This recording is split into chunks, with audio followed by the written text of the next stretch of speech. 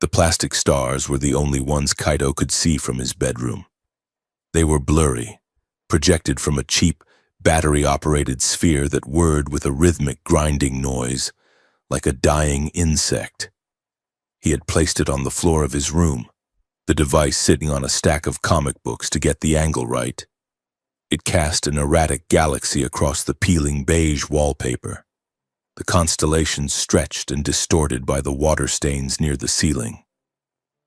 Kaito sat in the center of the room, knees pulled to his chest. He was 8 years old. The apartment was quiet, a silence that felt heavy and suffocating. His mother was working the double shift at the cannery again, and his father had been gone long enough that Kaito had stopped looking at the door every time the hallway floorboards creaked. Outside, the real city of New Osaka smothered the sky. It was a dense tangle of ferro-concrete, neon advertisements, and steam vents that rose like canyon walls, blocking out the true heavens. If you looked up from the street, you saw only the underbellies of maglev train tracks and the blinking red warning lights of low-flying cargo drones.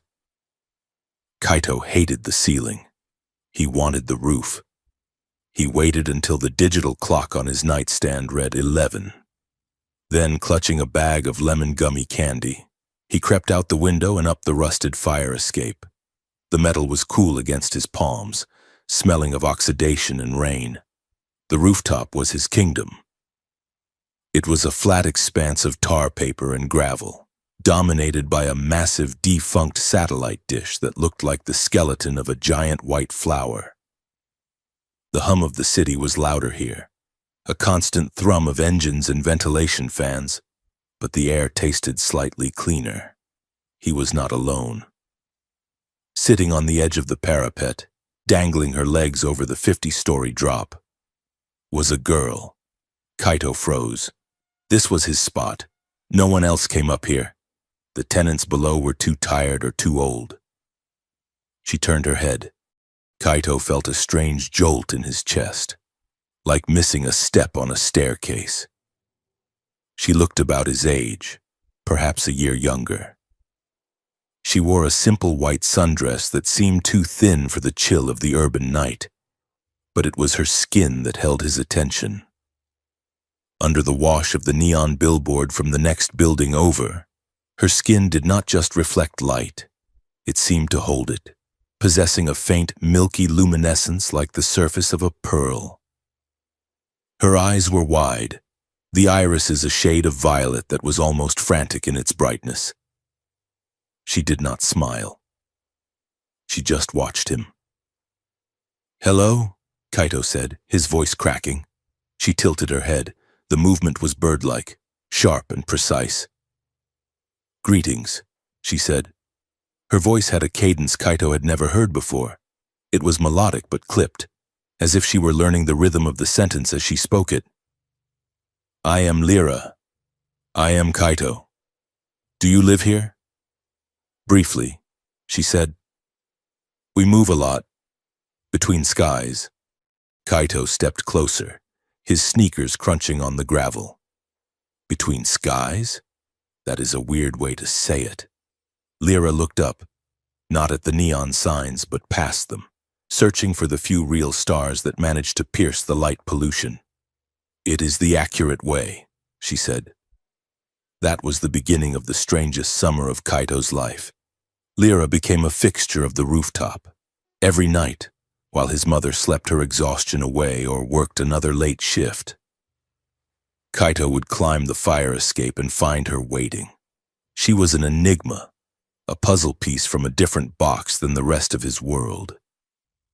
She knew things no 8-year-old should know. One humid Tuesday, Kaito brought up a book about the solar system he had borrowed from the school library.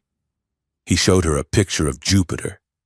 "That is Jupiter," he explained proudly. "It is a gas giant." Lyra traced the image with a long, pale finger. Her nail was perfectly clear, like glass.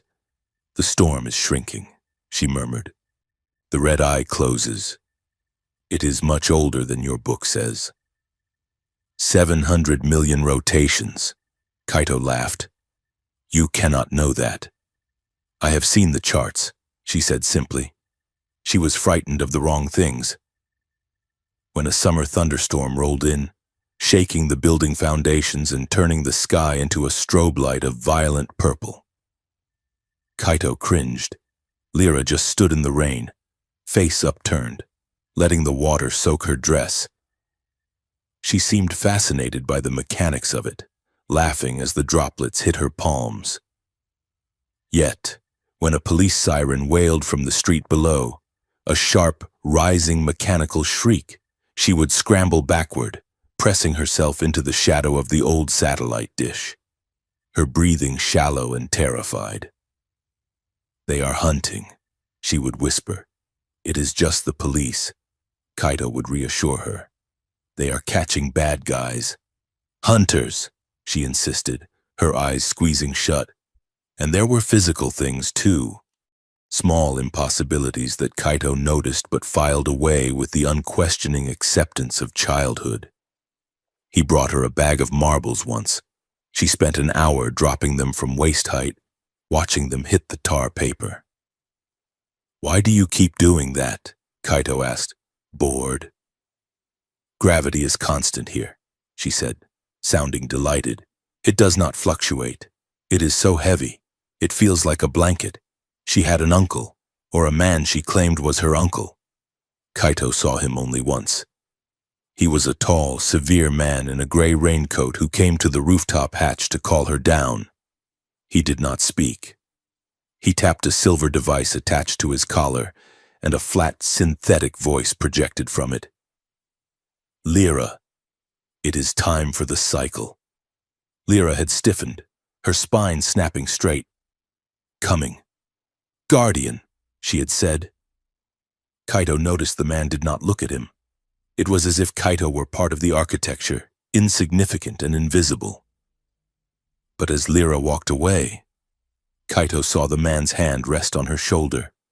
His fingers were too long, and for a second, just a second, Kaito saw the air ripple around the man's silhouette, like heat haze off hot asphalt. But mostly, they were just children. They shared the lemon gummy candies. Lyra found the texture appalling but the taste fascinating. Kaito drew maps of the neighborhood in chalk on the black ground, showing her where the best vending machines were and which alleyways had the mean stray cats. In return, Lyra drew maps of places that did not exist. She drew spirals and connected dots, labeling them with symbols that looked like geometry problems. This is the high road, she said, pointing to a cluster of chalk stars. And this is the drift. It looks like a mess. Kaito teased. It is a highway, she corrected him. You just need a faster car. The end came in late August. The heat had broken, replaced by a sticky, oppressive wind that smelled of ozone and incoming rain. Kaito was feeling the weight of his own small life. His father had sent a digital postcard from a work site in the colonies. A generic image of a terraformed dome with no personal message, just a credit transfer for his mother. His mother had cried silently at the kitchen table, thinking Kaito was asleep. He felt untethered. He felt like one of Lyra's marbles dropped by gravity rolling toward a drain. He climbed to the roof. Lyra was there, sitting by the rusted dish. She looked pale. Her luminescence dimmed, as if her internal battery were running low. They sat in silence for a long time. Kaito played with a loose thread on his shorts. My dad is not coming back, Kaito said suddenly. The words felt like stones falling out of his mouth. Lyra looked at him. Her violet eyes were serious. Humans leave, she said. It is what they do. Their lives are short flickers. They burn out or they move on. I do not want to move on, Kaito said. I want to stay. I want someone to stay with me. He looked at her. In the gloom of the rooftop, she looked solid and real, the only constant thing in his shifting world. An idea, childish and desperate, bloomed in his mind. He had seen it in the old movies his mother watched when she was sad. The ultimate promise. The way to make someone stay. "When we grow up," Kaito blurted out, "let us get married." Lyra went very still. The wind whipped her dark hair across her face, but she did not blink. "Married," she repeated. The word sounded foreign on her tongue. "Yes." Kaito rushed on, his face heating up. "We can live together, in a house with a real view. And we can buy as many lemon gummies as we want, and you won't have to move between skies anymore. You can stay here.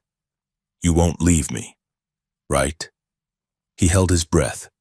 It was a silly thing to say. He knew that. He expected her to laugh, or to make one of her logical, confusing observations about human inefficiency. She did not laugh. She stood up and turned to face him. Her expression was terrifyingly solemn. She looked up at the sky, where the clouds had parted just enough to reveal a single faint star struggling against the city glow. "On my world, promises spoken under the stars bind the soul," she said. Her voice dropped an octave, resonating with a strange harmonic vibration that Kaito felt in his teeth. "It is not a game." "Kaito." "I know," Kaito said, though he did not know at all. Lyra looked back at him. Her eyes began to glow, a soft, rhythmic pulse of violet light. "I accept."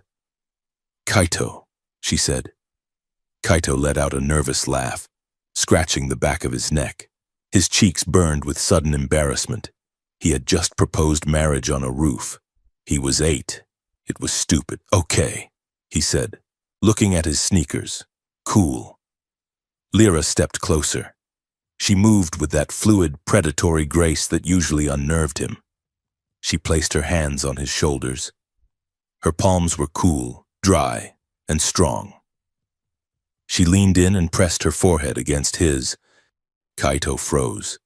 He smelled something like cinnamon and static electricity. "I will not forget," she whispered. She pulled back, and for a moment, her eyes were so bright they left after-images in his vision. "Go home now." "Kaito," she said, "the Guardian is coming." Kaito ran back to the fire escape, his heart hammering a frantic rhythm against his ribs. He did not look back. The next evening, Kaito climbed the fire escape 2 steps at a time, a bag of expensive chocolate-covered pretzels in his pocket, a peace offering for the weird intensity of the night before. The rooftop was empty. "Lyra," he called out. Silence. The wind whistled through the lattice of the satellite dish. He checked behind the AC units. He checked the stairwell door. Nothing. Then he saw it. Where the satellite dish had been anchored to the concrete, there was a scorch mark. It was not a burn from a fire. It was a perfect circle of vitrified stone, the tar paper and gravel fused into smooth, black glass. It was still warm to the touch. He went downstairs and knocked on the door of the apartment below theirs, where Lyra had supposedly been staying. A stranger opened the door, a man in a stained undershirt, smelling of boiled cabbage. "Where is the girl?" Kaito asked. "The one with the white dress?" The man scowled. "No girl here, kid. Unit has been empty for 3 months and just moved in today." "But she was here," Kaito insisted. "Her uncle, the tall man. Nobody here." The man grunted and slammed the door. Kaito went back to the roof. He sat by the circle of black glass until the sun came up. He ate the pretzels alone. They tasted like ash. Time did not care about Kaito's heartbreak. It moved forward with the relentless, grinding inertia of a freight train. The years blurred into a montage of progress and isolation. When Kaito was 12, the news screens in Times Square and Shibuya broadcast the first handshake. A sleek silver vessel descended over the United Nations in New York. The world held its breath. Kaito watched it on a crackling television in a laundromat while folding his mother's uniforms. He saw the tall, slender figures emerge. He saw the way the light caught their pale skin. He felt a phantom pressure on his forehead, a memory of cool skin and static. He told his mother, "I knew one of them." She patted his head, her eyes tired and glazed. "That is a nice story." Kaito. When he was 16, the Treaty of Saul was signed. Alien technology began to flood the market. Gravity plating, atmospheric scrubbers, medical nanites. The skyline of New Osaka exploded upward, piercing the smog layer. The rich moved to the spires, living in the sunlight. The poor stayed in the shadows, servicing the machines that kept the city running. Kaito stopped looking at the stars. He stopped drawing maps. He finished school with average grades, his head down, blending into the background. He learned that the universe was vast and full of wonders. But those wonders were for other people, for the diplomats, the corporate heirs, the chosen few. He was just ground crew. Present day. The heat in the loading bay 4 of the Pacific Orbital Elevator Terminal was tangible. It was a thick, oily presence that clung to the skin and smelled of hydraulic fluid, unwashed bodies, and ozone. Kaito wiped sweat from his brow with the back of a grease-stained glove. He was 28 years old, but his eyes felt ancient. "Cycle complete," Kaito said into his headset. "Pallet 4 Alpha is secured. Clear for ascent." "Copy that." Control buzzed back. "Clear the mag rail." Kaito stepped back behind the yellow safety line. With a groan of magnetic coils that vibrated in the marrow of his bones, the massive cargo container lifted. It accelerated instantly, shooting upward along the carbon nanotube ribbon that stretched 40,000 kilometers into the sky.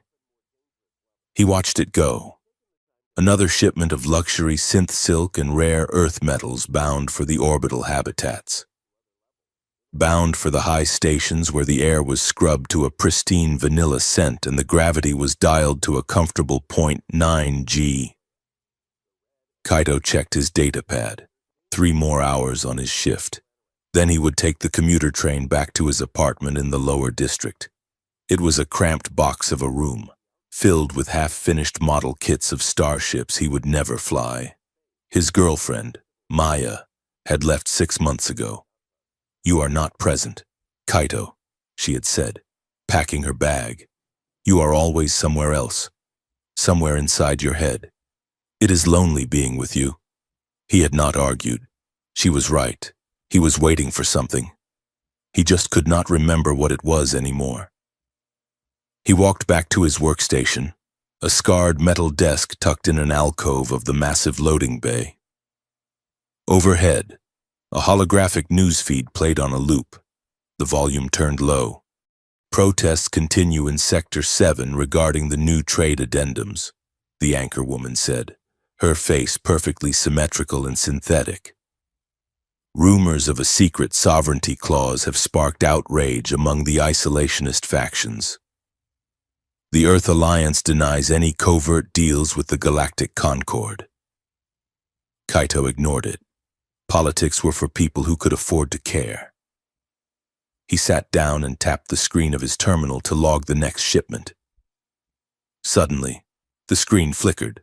The standard gray logistics interface vanished, replaced by a pulsing crimson alert. "Unauthorized access?" Kaito muttered, reaching for the reset key. The screen locked. The crimson shifted to a deep, royal violet. A priority message window popped up in the center of the display. It was not a standard work order. It was a VIP passenger request. These were rare, usually reserved for high-level diplomats or corporate CEOs who wanted personalized baggage handling. But the name on the request made Kaito's blood run cold.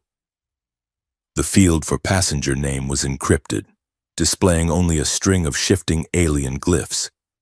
But the field for requested handler was filled out in plain English. It did not say Kaito Tanaka. It did not use his employee ID number.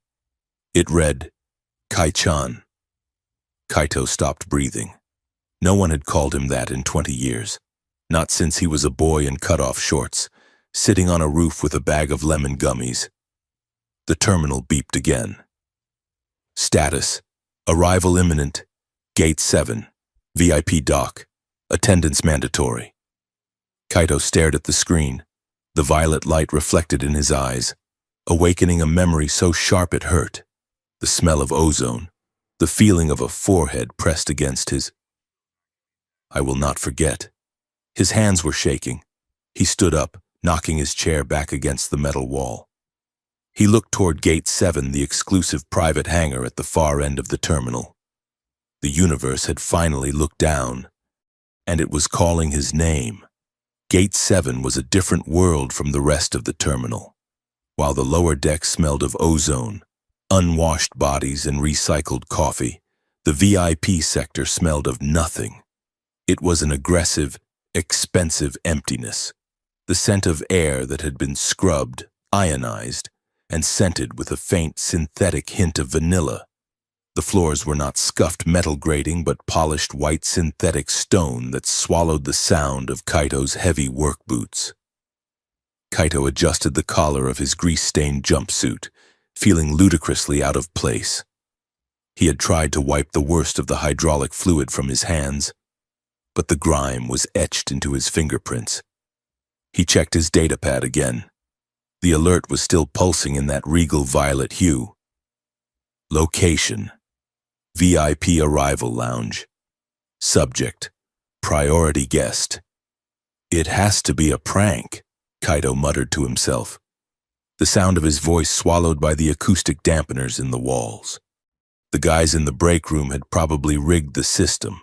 They knew he was miserable. They knew he spent his lunch breaks reading old astrophysics journals. This was their idea of a joke. Send Kaito to the high rollers section and watch security toss him out. He reached the end of the corridor. The blast doors hissed open, revealing the lounge.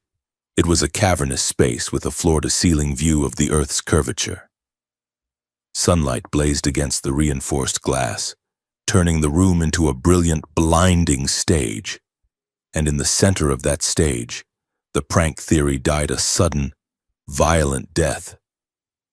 She was standing near the docking tube airlock, surrounded by a phalanx of 6 towering figures encased in ceremonial armor that shifted color like oil on water.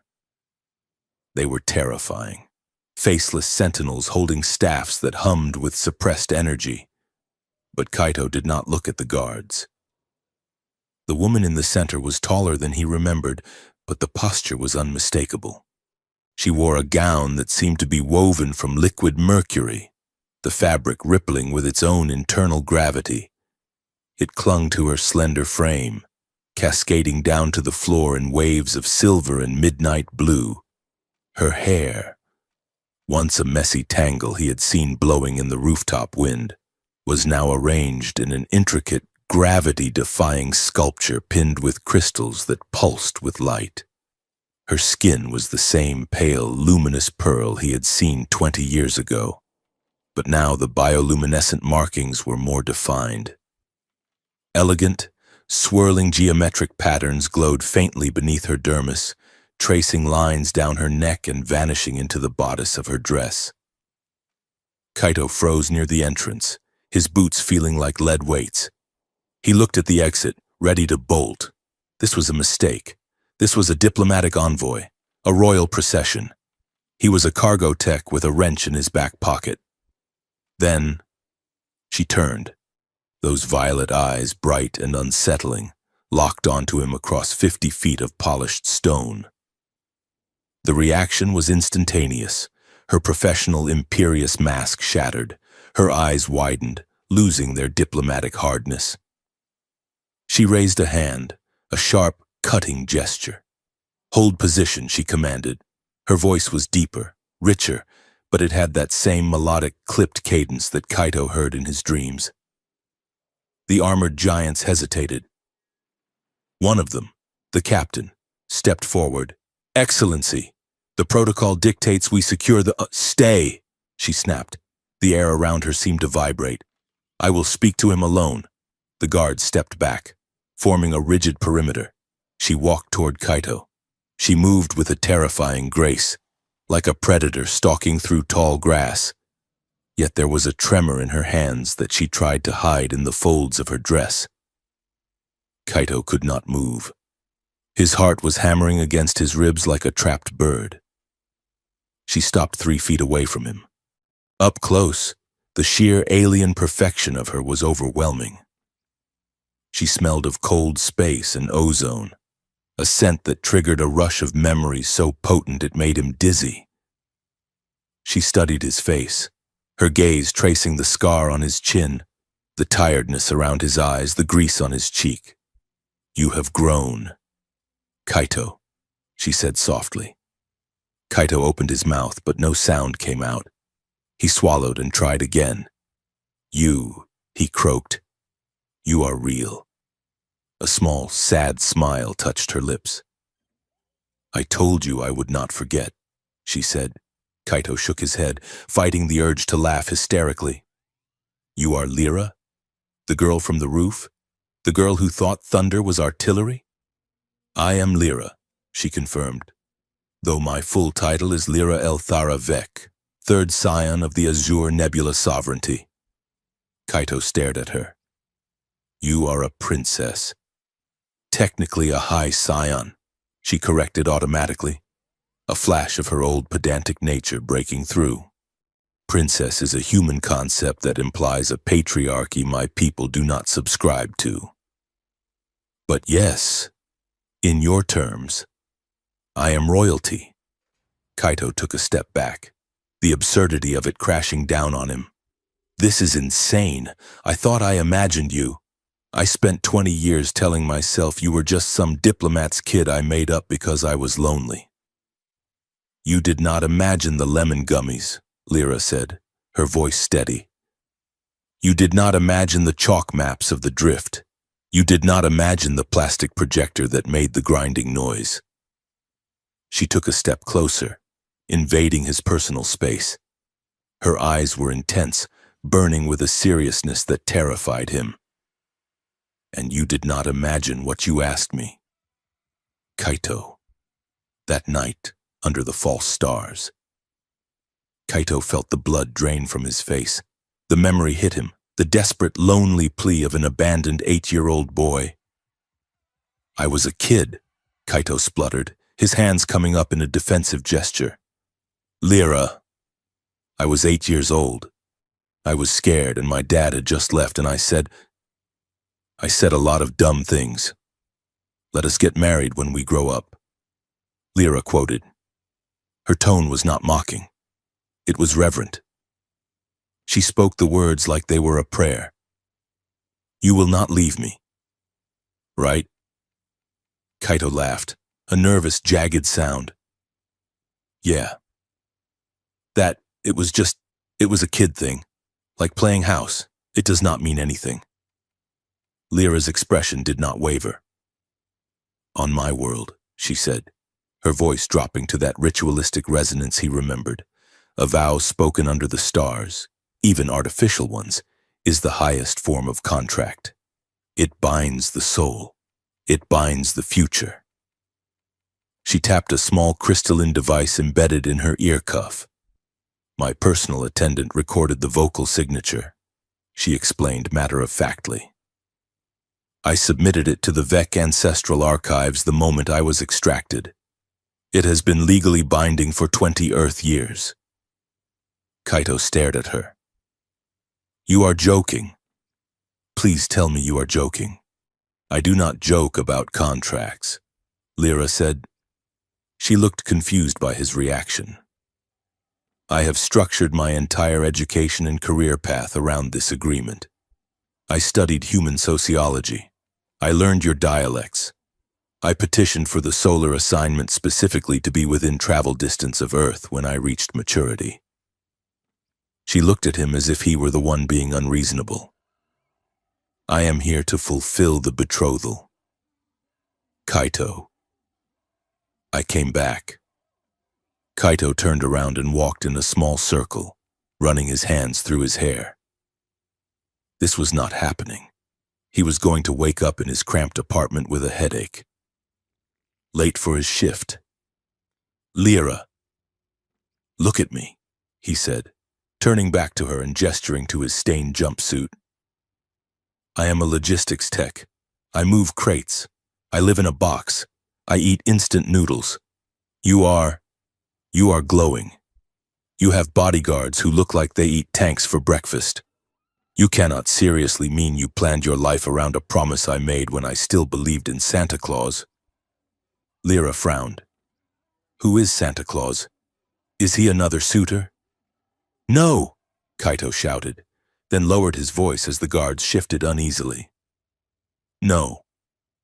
Look, you were extracted? What does that even mean? Lyra sighed, the royal posture slumping slightly.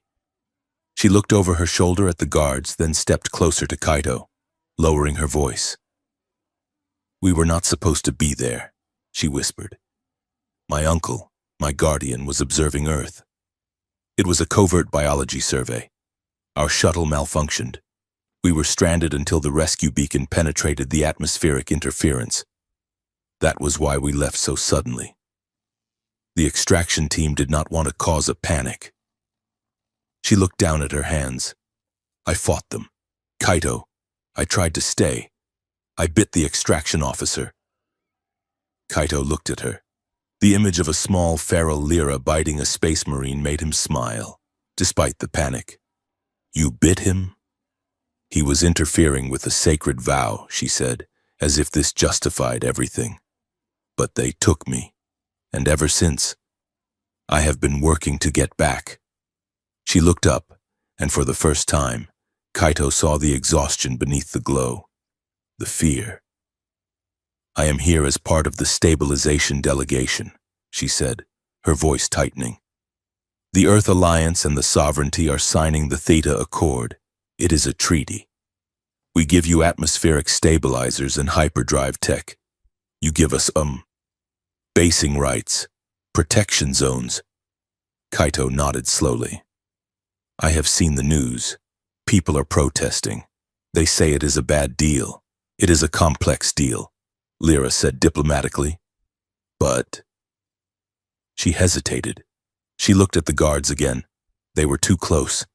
The air in the lounge was too open, too exposed. She grabbed Kaito's hand. Her touch was electric, a jolt of dry heat that shot up his arm. Walk with me, she commanded, loud enough for the guards to hear. The handler and I must discuss baggage logistics. Before the captain could protest, Lyra pulled Kaito toward a service door marked Staff Only. Excellency, the captain barked. Securing the perimeter, Lyra shouted back, shoving Kaito through the door and sealing it behind them. They stood in a narrow maintenance corridor. It was dimly lit by flickering fluorescent strips and smelled of coolant and old metal. The hum of the station's life support systems was loud here, a constant, throbbing bass note. Lyra leaned back against the wall of pipes, exhaling a long, shuddering breath. The bioluminescence on her skin flared and dimmed in a rapid rhythm, betraying her agitation. That is better, she whispered. Too many eyes. She looked at Kaito. In the dim light, the difference in their stations vanished. She was just a girl, an alien girl, leaning against a pipe, looking at him with eyes full of desperate hope.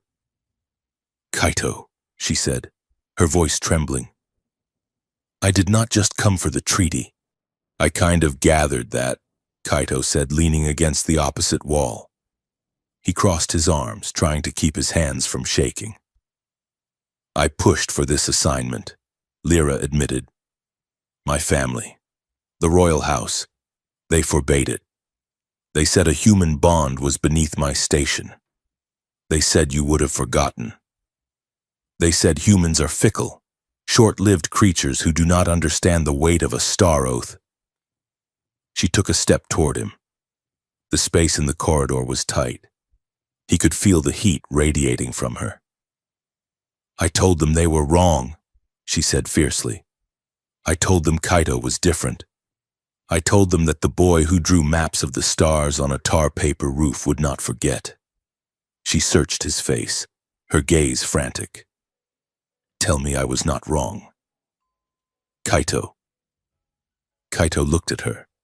He looked at the impossible geometry of her face, the way her skin glowed in the dark. He felt a pull in his chest so strong it terrified him. He wanted to say yes. He wanted to cross the foot of space between them and wrap his arms around her and tell her that he had been waiting for her every single day. That every failed relationship and every moment of loneliness was because of her. But then he looked at his grease-stained gloves. He thought about his empty bank account. He thought about the galactic politics she represented, forces that could crush him without noticing. He was terrified of insulting her culture. He was terrified of taking advantage of a childhood promise she had clearly romanticized out of proportion. Lyra, he said gently, I did not forget you. I never forgot you. Her face lit up, a blinding, joyous expression. But Kaito continued, forcing himself to be the adult, to be the realist. We are not kids anymore. You are a high scion. I am a terminal rat. You cannot just show up and expect a marriage. That promise. It was beautiful, but it was a child's wish. It is not a contract we can actually keep. Lyra froze. The light in her skin dimmed, turning a cool, bruised blue. You wish to cancel the contract? She asked. Her voice was flat, drained of all emotion. It is not about wanting to, Kaito said, struggling to explain. It is about reality. Look at you, look at me. It would never work. I would be a pet, a burden. You are rejecting me, Lyra stated. No. I am trying to protect you, Kaito argued. You are rejecting me. She straightened her spine. The vulnerability vanished, replaced by an icy, impenetrable wall of royal dignity. She smoothed the front of her mercury dress. I understand, she said formally. It appears my family was correct regarding human nature. I apologize for the imposition. Handler Kaito, I will have my AI purge the archive entry. You are released from your obligation. She turned toward the door, her movement stiff and jerky. Lyra, wait, Kaito said, reaching out. Do not touch me, she hissed, flinching away. Her eyes were shimmering, not with light, but with tears she refused to shed. I have embarrassed myself sufficiently. I will return to my delegation. Before Kaito could find the words to fix the mess he had just made, the corridor was plunged into darkness. A split second later, emergency strobes began to flash, harsh, rotating red lights that turned the hallway into a blood-colored nightmare. A siren began to wail, a rising and falling scream that Kaito knew well. Security lockdown, a mechanical voice announced. Sector 7 is sealed. All personnel remain in place. Kaito looked up at the ceiling. A drill? Now? No, Lyra said. Her voice changed instantly. The hurt was gone, replaced by sharp, cold suspicion. She tilted her head, listening to something he could not hear. This is not a drill, she said. The frequency pattern of the lockdown signal is wrong. It is modulating. They are jamming external comms. Who is? Kaito asked. Lyra moved to the wall panel where a maintenance terminal was embedded. She ripped the cover off with shocking strength. Give me your data pad, she ordered. Kaito handed it over without thinking. Lyra jammed a cable from her wrist cuff into the pad, then connected the pad to the wall terminal. Her fingers flew across the holographic interface. Her eyes glazed over as she interfaced directly with the system. They are isolating the VIP deck, she murmured. My guards are being neutralized. Gas deployment in the main lounge. Gas? Kaito said, panic rising in his throat. What is going on? Lyra pulled up a file on the small screen. It was a dense wall of text and schematics, flagged with clearance codes that made Kaito's head spin. I suspected it, she said grimly. But I needed proof. She turned the screen toward him. Look at the addendum. She pointed. Article 44. Kaito squinted at the scrolling text. Transfer of administrative oversight for sectors 1 through 9. Provisional authority granted to Concord forces. Relocation of indigenous population to designated industrial zones. Relocation, Kaito read, the blood draining from his face. That sounds like slavery, Lyra finished, or forced labor. They are calling it population optimization. She swiped to the next page. It showed a map of Earth. Kaito's city was highlighted in red. Who is doing this? Kaito asked. Your people? A faction. Lyra spat. My aunt's faction, the traditionalists. They believe humanity is too chaotic to govern itself. They want to annex Earth, not ally with it. And they are working with the Teradyne Corporation to do it. Teradyne? Kaito said. That is the company that runs the elevator. My company. Exactly, Lyra said. The corporate leaders get exclusive trade rights. My aunt gets a new colony, and the people of Earth get relocated. She yanked the cable free and handed the datapad back to Kaito. I was asking too many questions. She said, I insisted on reviewing the raw text of the treaty. That is why they are locking us down. They cannot let me reach the council chamber. They are going to detain me. Detain you? Kaito asked. Or silence me, Lyra said darkly. Accidents happen during security drills. The sound of heavy boots echoed from the far end of the corridor, metallic clanking, the sound of weapons charging. They are coming, Lyra said. She looked at Kaito. Her eyes were wide, the violet light pulsing rapidly. Kaito, you have to leave. The vents. You know the layout. Get out. If they find you with me, they will kill you. Kaito looked at the dark tunnel of the corridor. He looked at the vent grate above them. He could be gone in 10 seconds, and he could crawl back to the lower levels, clock out, and go home.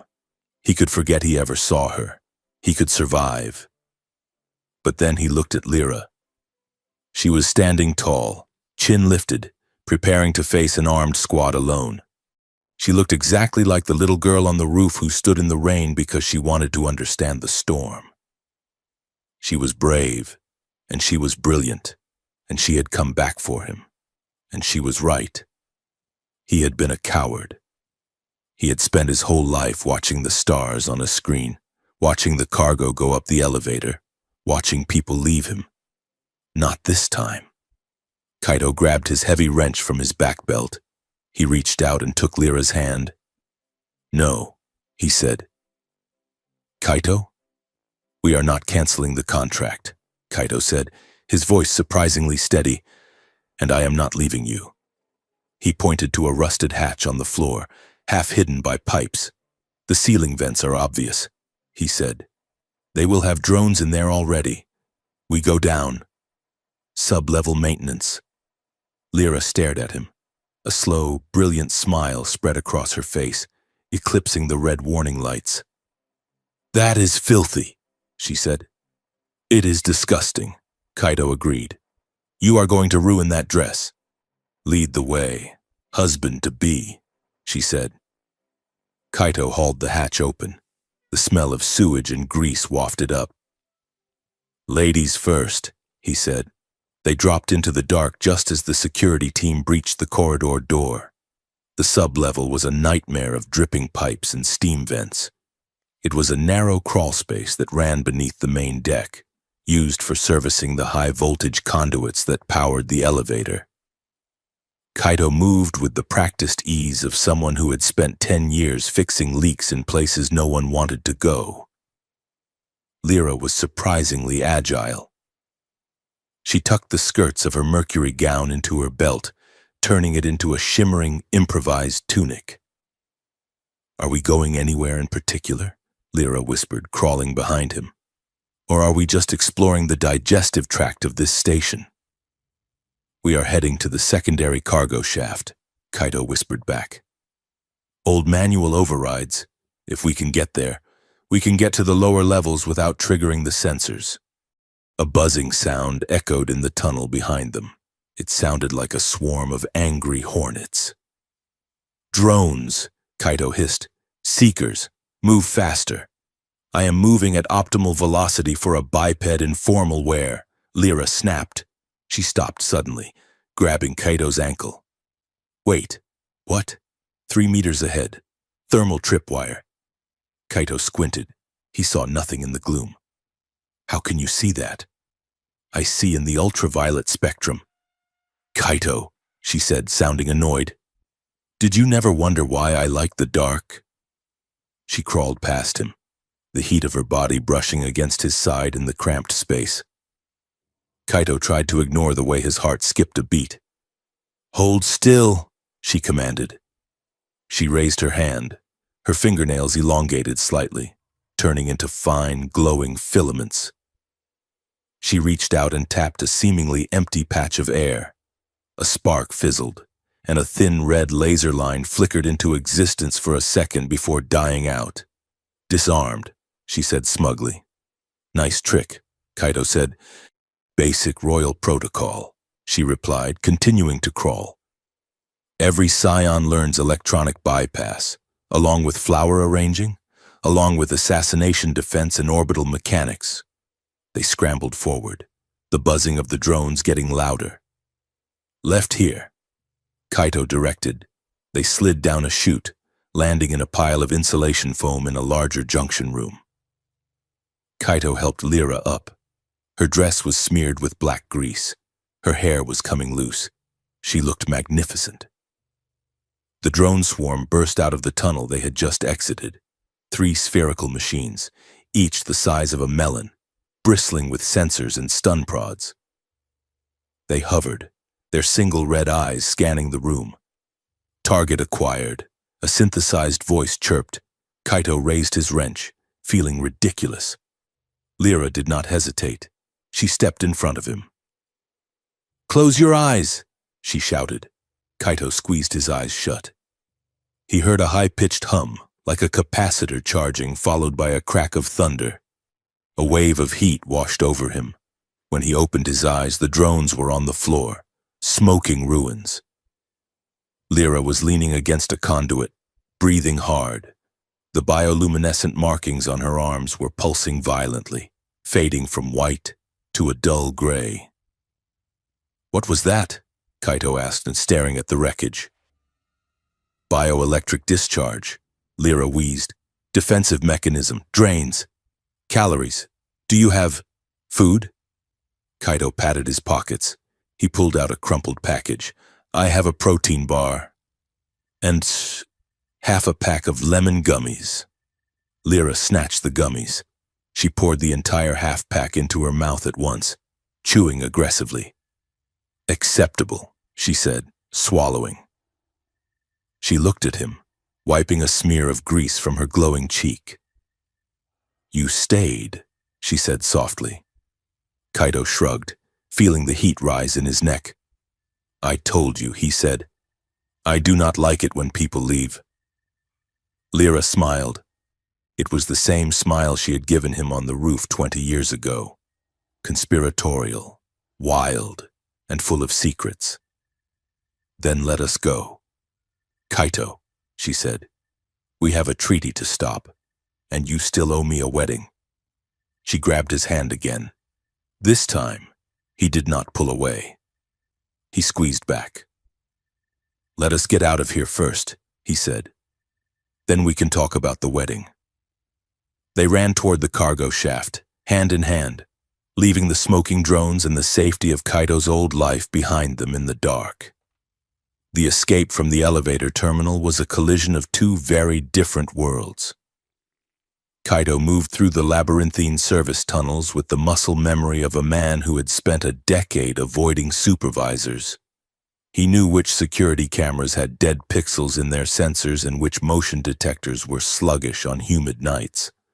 He led Lyra through a maze of conduit pipes and dripping ventilation shafts, stepping over puddles of industrial runoff that reflected the flickering red emergency lights. Lyra, however, moved like a glitch in reality. She had activated something on her wrist cuff, a field distortion unit that bent light around her. To Kaito, she looked like a smear of heat haze, a shimmering outline that occasionally solidified into the shape of a woman in a ruined gala dress. Floating beside her was a small, spherical drone about the size of a tennis ball. It was matte black and hummed with a tone that set Kaito's teeth on edge. "We are passing the waste reclamation intake," Kaito whispered, crouching behind a stack of shipping pallets. "The smell here is bad. Keep your head down." The drone zipped forward, hovering near a pile of discarded packing foam. Its single blue optic rotated judgmentally. "The atmospheric toxicity in this sector is alarmingly high," the drone announced in a crisp, synthetic British accent. "I detect methane, sulfur, and despair." "Quiet. Unit 7, Lyra hissed from inside her shimmer, "or I will use you for target practice. I am merely documenting the indignity." "Mistress," the drone replied. They timed their exit with the departure of a heavy cargo hauler. As the massive hover truck roared out of the loading bay, displacing enough air to knock a man down. Kaito grabbed Lyra's hand. They sprinted into the wake of the vehicle, using its thermal signature to mask their own. They scrambled over a rusted chain-link fence and dropped into the alleyway of the residential sector, gasping for breath. Lyra deactivated her cloak. She appeared suddenly, looking disheveled and impossibly bright against the grime of the alley. Her silver dress was torn at the hem, stained with grease, but her skin was glowing with a flush of adrenaline. "That was efficient," she said, dusting off her hands.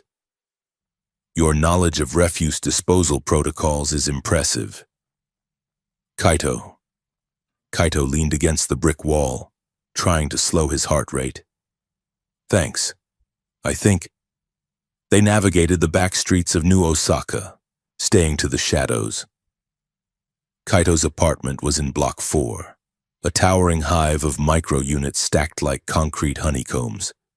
He ushered her into the freight elevator, praying the sensors would not pick up her biosignature, and then down the narrow, flickering hallway to Unit 402. He keyed the lock. The door slid open with a grinding protest. "Welcome to the palace," Kaito said dryly, ushering her inside. The apartment was barely 300 square feet. It consisted of a single room that served as bedroom and living area, a kitchenette the size of a closet, and a bathroom that required one to shower sideways. The floor was covered in cheap synthetic tatami mats, and shelves were lined with plastic model kits of starships, some finished, some still in pieces. Lyra stepped inside. Immediately, the room changed. As she crossed the threshold, the cheap halogen strip light on the ceiling flickered and dimmed to a warm, golden hue. The digital clock on the microwave began to race backward before resetting itself.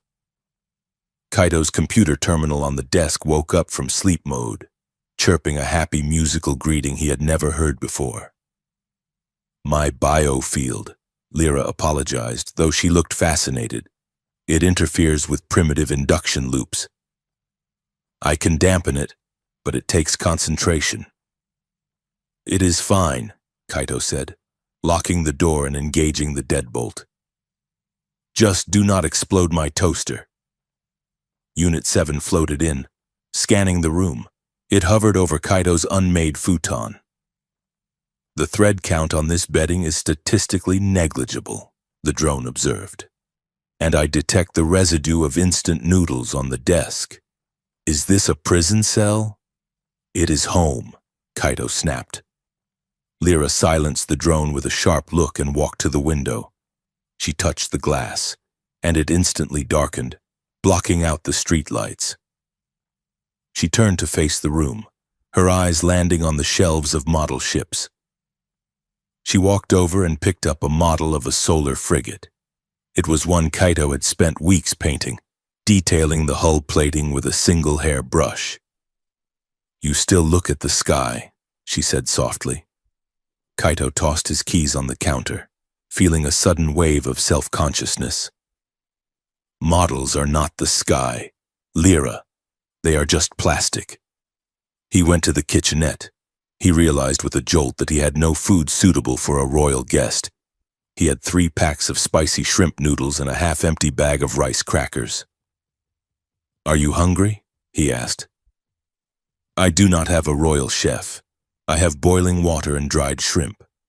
I am famished, Lyra said, setting the model down gently. Bioelectric discharge burns thousands of calories. I will consume the shrimp. 10 minutes later.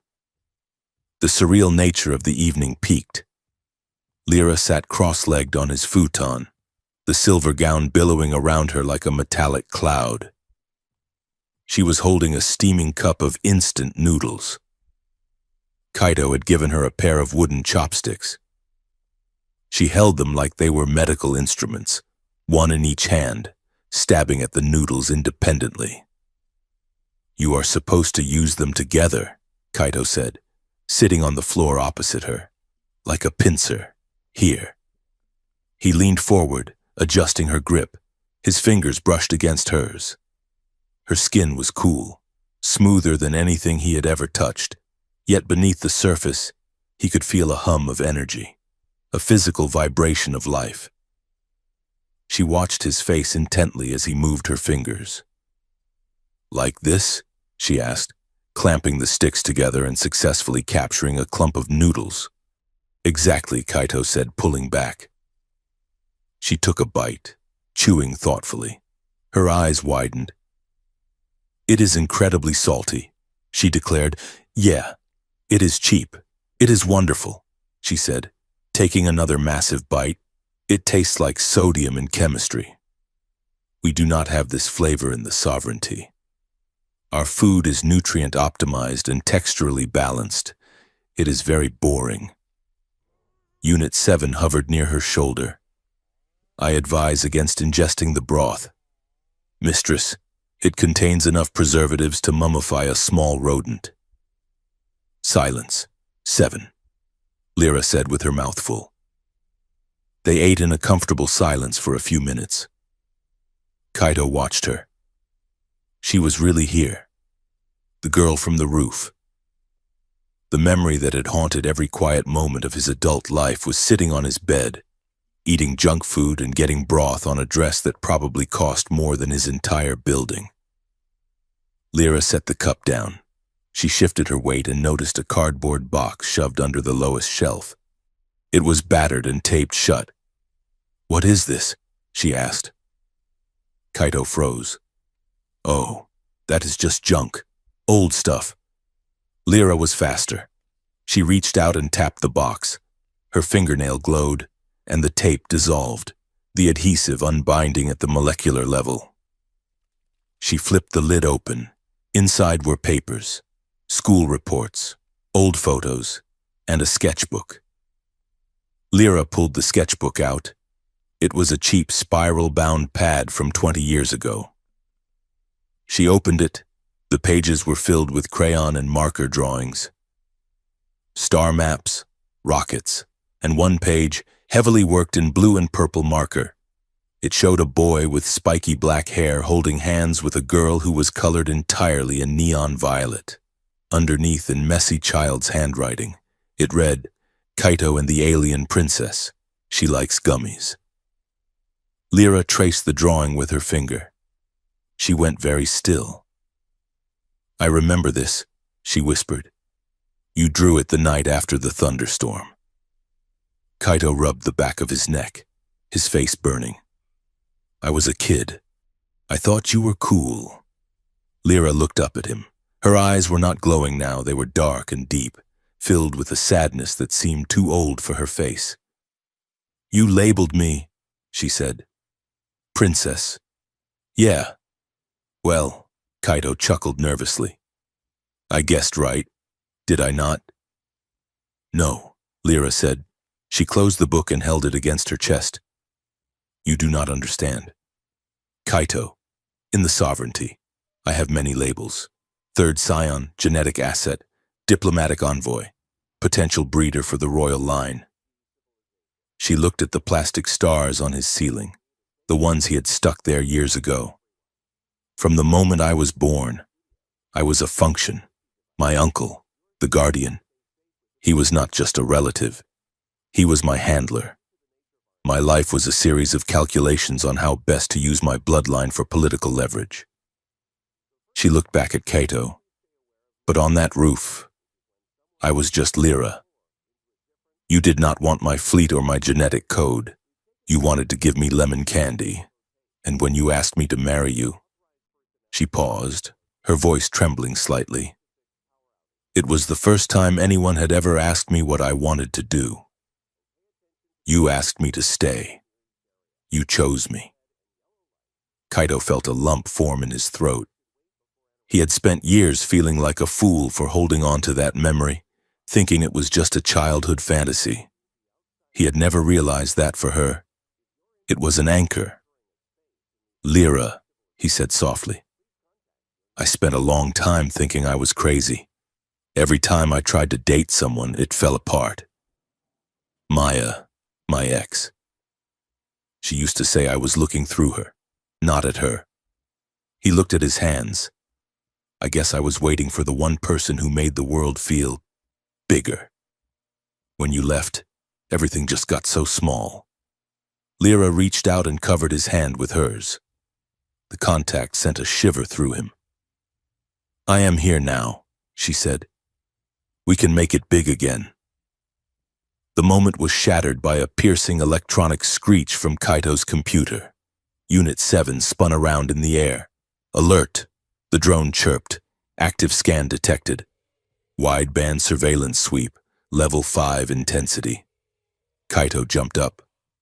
Level 5? That is a military sweep. They are looking for biosignatures. Lyra's eyes widened. She stood up, her skin flaring with bright, anxious light. My signature, she said. I am broadcasting like a beacon. Kaito grabbed a heavy blanket from the closet. Kill the lights, he ordered. Unit 7 emitted a pulse, and the apartment plunged into total darkness. The only light came from Lyra. She was glowing brilliantly, her markings swirling in distress. Kaito threw the blanket over her, but the light bled through the weave. It is not enough, Lyra whispered. They are using thermal and spectral imaging. They will see the energy output. Come here, Kaito said. He pulled her into the narrow gap between the bed and the wall, the most shielded part of the room. He sat down and pulled her onto his lap, wrapping the blanket tight around both of them, then pulling a heavy duvet over the top. They were cocooned in the dark. The space was incredibly intimate. Kaito could feel every curve of her body pressed against his. Under the heavy covers, her light was contained, casting a soft, ethereal violet glow on their faces. They sat in silence, listening to the ominous thrum of a heavy drone passing outside the window. The building vibrated. Lyra was trembling. Kaito wrapped his arms around her waist to steady her. Your heart, Lyra whispered. She pulled one hand free from the blanket and placed her palm flat against his chest, right over his heart.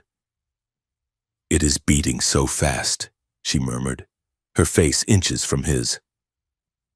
In my culture, we are taught to control our pulse, to mask our reactions, but humans, you just let it hammer. She leaned in closer, fascinated. Is this fear? She asked. Or is it the other thing? What other thing? Kaito breathed. The scent of her, ozone and vanilla, was intoxicating in the enclosed space. Arousal, Lyra said clinically, though her eyes were dark. My biology texts say the physiological response is similar. Adrenaline. Vasodilation. Kaito swallowed hard. He felt a flush of heat that had nothing to do with the blankets. It might be a little of both, he admitted. Lyra looked at his lips. Her own markings pulsed a deeper, slower rhythm. I feel it too, she whispered. My systems are synchronizing. It is illogical. We are in danger. And yet, she shifted on his lap. The friction was electric. Kaito's hands tightened on her waist. He wanted to kiss her. It was a physical ache, a sudden, overwhelming need to bridge the gap that had existed for 20 years. Lyra, he whispered. She tilted her head up, her lips parting slightly. Then the world hissed. It started as a soft sound like a soda bottle opening, then escalated instantly to a roar. The fire suppression sprinklers in the ceiling burst to life, but it was not water that rained down. It was a thick white mist that smelled of ammonia and freezing metal. Kaito coughed, the air turning instantly frigid. Trap! Lyra gasped, throwing the covers off. It is cryo mist. She tried to stand, but her legs buckled. As the mist touched her skin, her light flickered and died, turning a dull, sickly gray. She screamed, a sound of pure agony. The spores, she cried, clutching her throat. They are targeting my exodermis. They freeze the neural pathways. Kaito scrambled up, holding his breath against the chemical sting. The mist was filling the room rapidly. Lyra was collapsing, her body seizing up, her eyes rolling back. Kaito grabbed her. She was dead weight, and her skin was terrifyingly cold, like touching dry ice. Hold on, Kaito shouted. He kicked the bathroom door open. It was a tiny molded plastic unit. He dragged Lyra inside and slammed the door, jamming a towel under the crack to seal it. He turned on the shower, cranking the handle all the way to hot. The water sputtered and then blasted out. Kaito did not wait. He pulled Lyra into the spray, clothes and all. The hot water hit her freezing skin, steam billowing up. Lyra gasped, arching her back, her hands clawing at Kaito's shirt. It burns, she sobbed. It is inside. Kaito grabbed the handheld showerhead. He knew enough about hazardous materials from his terminal training. Dilute and flush. He directed the spray over her neck, her arms, her face, washing away the white residue of the mist. He was soaked instantly, his clothes clinging to him, the water mixing with the sweat of his fear. I need to get it off your skin, he yelled over the sound of the water. He scrubbed her arms with his bare hands. Her skin felt slick and wrong, the texture changing as her body fought the toxin. Lyra grabbed his wrists, her eyes locked onto his. They were fully violet now, no whites visible, swirling like a nebula. My shields are down, she choked out, neural barriers collapsing. I cannot hold the broadcast. What broadcast? Before he could ask, it hit him. It was not a sound. It was a sensation, a tsunami of emotion that slammed into Kaito's mind with the force of a physical blow. He felt her. He felt the icy, razor-sharp terror of dying.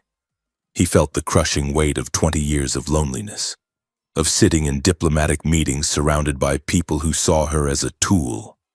He felt the desperate, clawing hope she had carried for him. And beneath it all, he felt a burning, molten core of desire. It was not the tentative attraction he felt. It was a raw, primal hunger. She wanted him. She wanted his heat, his solidity, his hands on her skin. She wanted to be claimed, to be bound, to be something other than a princess in a glass tower. The emotions poured into him, overlapping with his own, blurring the lines between them. Kaito gasped, his knees buckling. He slid down the wall of the shower, pulling Lyra down with him. They sat on the wet floor, the water raining down on them. Lyra straddled his lap, clinging to him, her wet dress transparent and clinging to her skin. Kaito, she moaned, her voice echoing in his head as well as his ears. Make it stop. Make the cold stop. She pressed her body against his, seeking warmth, her hands tangled in his wet hair, pulling his face toward hers. Her lips were inches away. The telepathic broadcast screamed at him. Kiss me. Bond with me. Do not let me go. Kaito stared at her. The desire was so intense it hurt. He wanted to take her right there on the shower floor, then he wanted to surrender to the alien storm in his head. But he saw the glazed look in her eyes. He felt the tremors racking her body. She was drugged, poisoned, and vulnerable. This wasn't a choice she was making, it was a survival reflex. He couldn't do it. Not like this. He gripped her shoulders and firmly pushed her back, creating a few inches of space. No, Lyra, he gasped, his voice ragged. Not now. You are hurt. Lyra froze. The rejection hit her telepathic field like a physical slap. Kaito felt her confusion, then a sharp, stinging spike of shame. You do not want, she whispered, her mental voice shrinking. I want you so much I can't think straight, Kaito said, shaking her slightly to keep her focused. But not when you are dying. Focus on the heat. Focus on breathing. He pulled her into a hug, tight and non-sexual, rocking her as the hot water continued to flush the toxins. Lyra slumped against him, sobbing softly into his shoulder. Slowly, the chaotic storm of emotions in Kaito's head began to recede, replaced by a dull, throbbing headache. Unit 7 floated into the bathroom, ignoring the water spraying onto its casing. Atmospheric toxicity in the main room is dissipating. The drone reported, the freezing agent has a half-life of 3 minutes. You have successfully prevented the mistress from becoming a popsicle. Kaito shut off the water. He sat there for a moment, holding the shivering alien princess, listening to the drip, drip, drip of the shower head. He felt exhausted, hollowed out, and more alive than he had ever been. 20 minutes later, the apartment was dry, or at least less wet.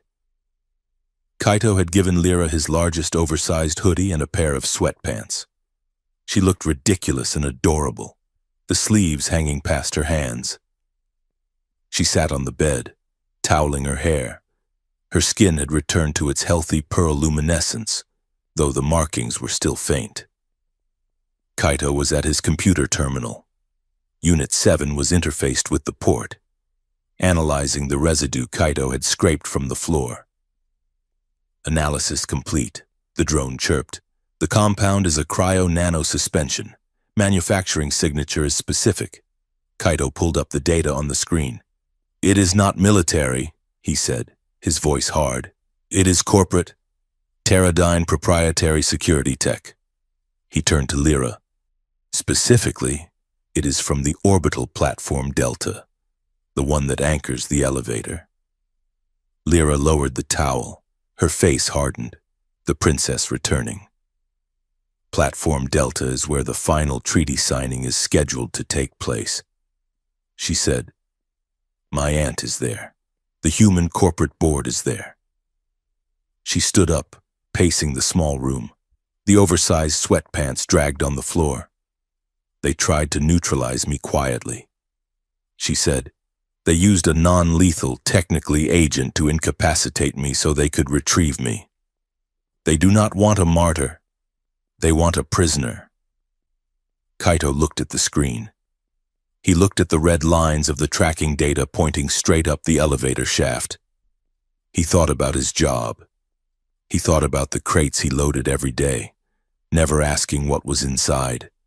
He thought about the rumors of weapons shipments he had ignored, the safety bypasses he had signed off on because his boss told him to. I helped them, he said quietly. Lyra stopped pacing. What? I work for Teradyne, Kaito said bitterly. I load their ships. I maintain their logistics. For 10 years. I have just done my job, kept my head down. I thought if I didn't look at the bad stuff, it wouldn't touch me. He clenched his fists. I kept my head down so long I let them build a cage around my own planet. And now they are trying to hurt you. Kaito, Lyra began, stepping toward him. No, Kaito said. He stood up, knocking the chair back. I am done looking away.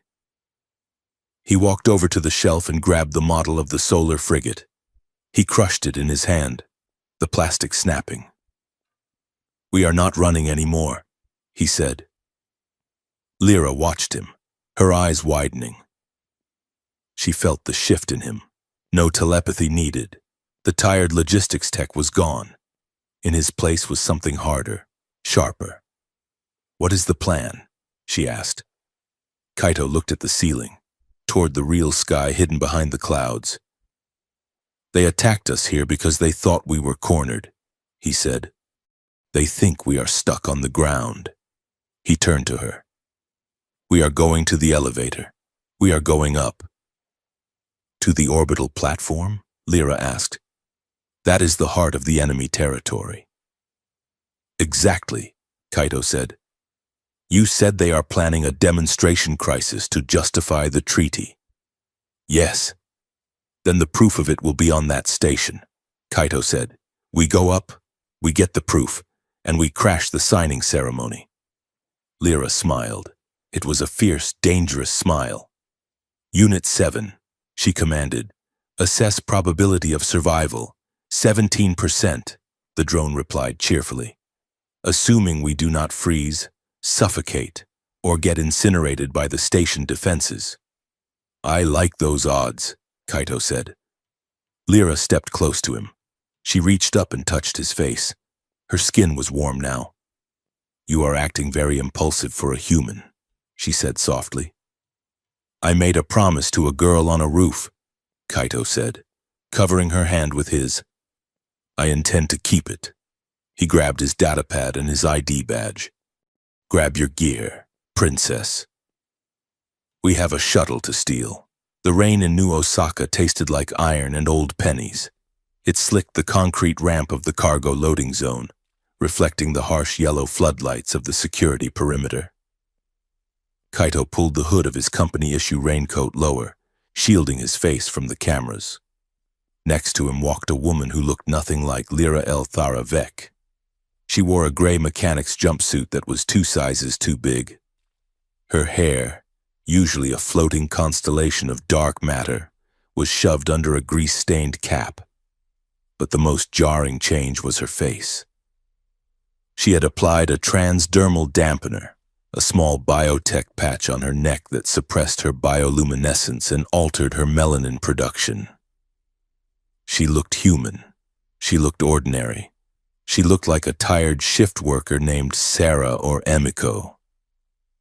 Keep your head down, Kaito murmured, pressing his ID badge against the reader. The terminal chirped. Access granted logistics specialist Kaito Tanaka plus 1 assistant. It feels wrong, Lyra whispered, touching her face. My skin feels dead, like I am wearing a suit made of clay. It is better than being a beacon, Kaito said, guiding her through the turnstile. They boarded the Heavy Hauler 7, an automated drone shuttle bound for orbital platform Delta.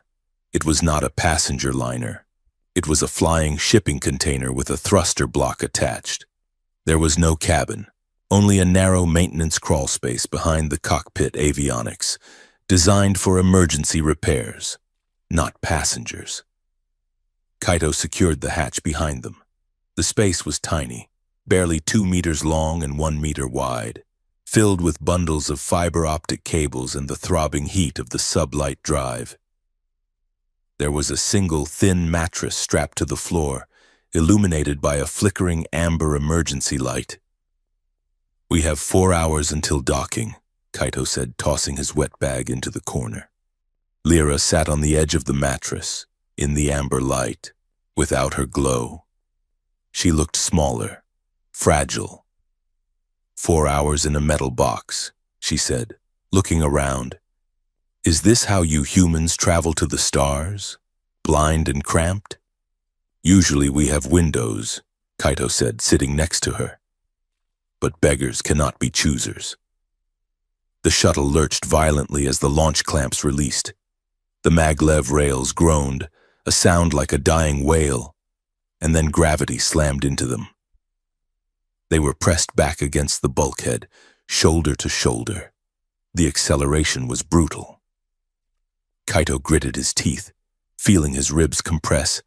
Beside him, Lyra let out a sharp hiss of breath, her hand finding his and crushing his fingers with surprising strength. For 10 minutes, the world was nothing but noise and pressure. Then, abruptly, the engine note shifted from a roar to a high-pitched whine. The crushing weight on Kaito's chest vanished. His stomach did a slow, sickening somersault. Microgravity. He groaned. We have cleared the atmosphere. Lyra unbuckled her safety restraint. She floated upward a few inches, her hair escaping the cap and drifting in a halo around her head. 0G, she corrected, a ghost of a smile touching her lips. It is the only thing about this vessel that feels natural. The space, already small, became intimate. In the absence of gravity, there was no up or down, only here.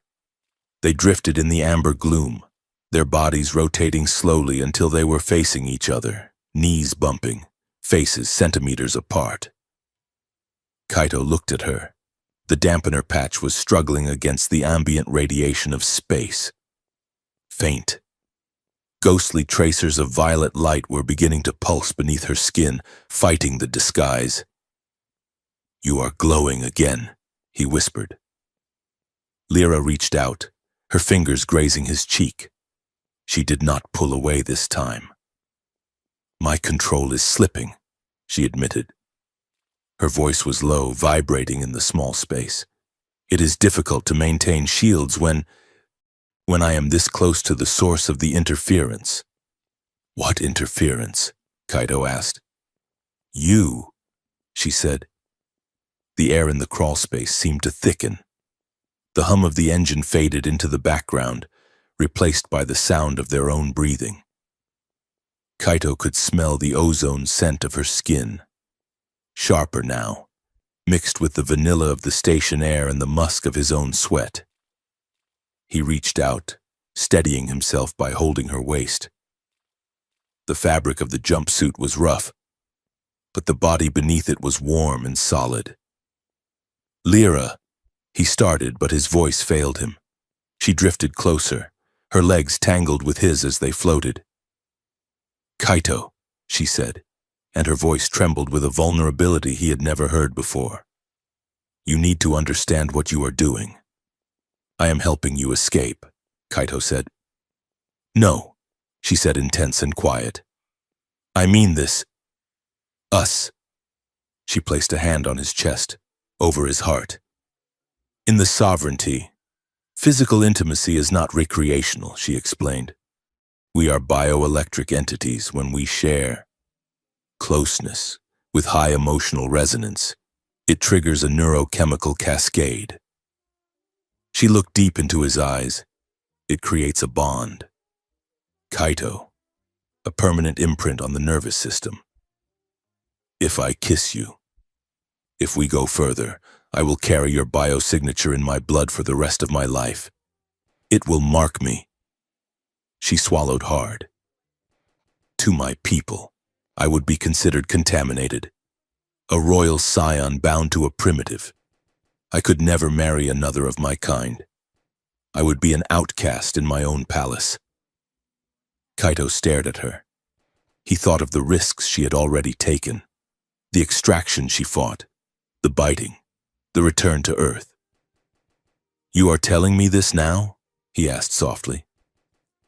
I am giving you a choice, she whispered. You can push me away.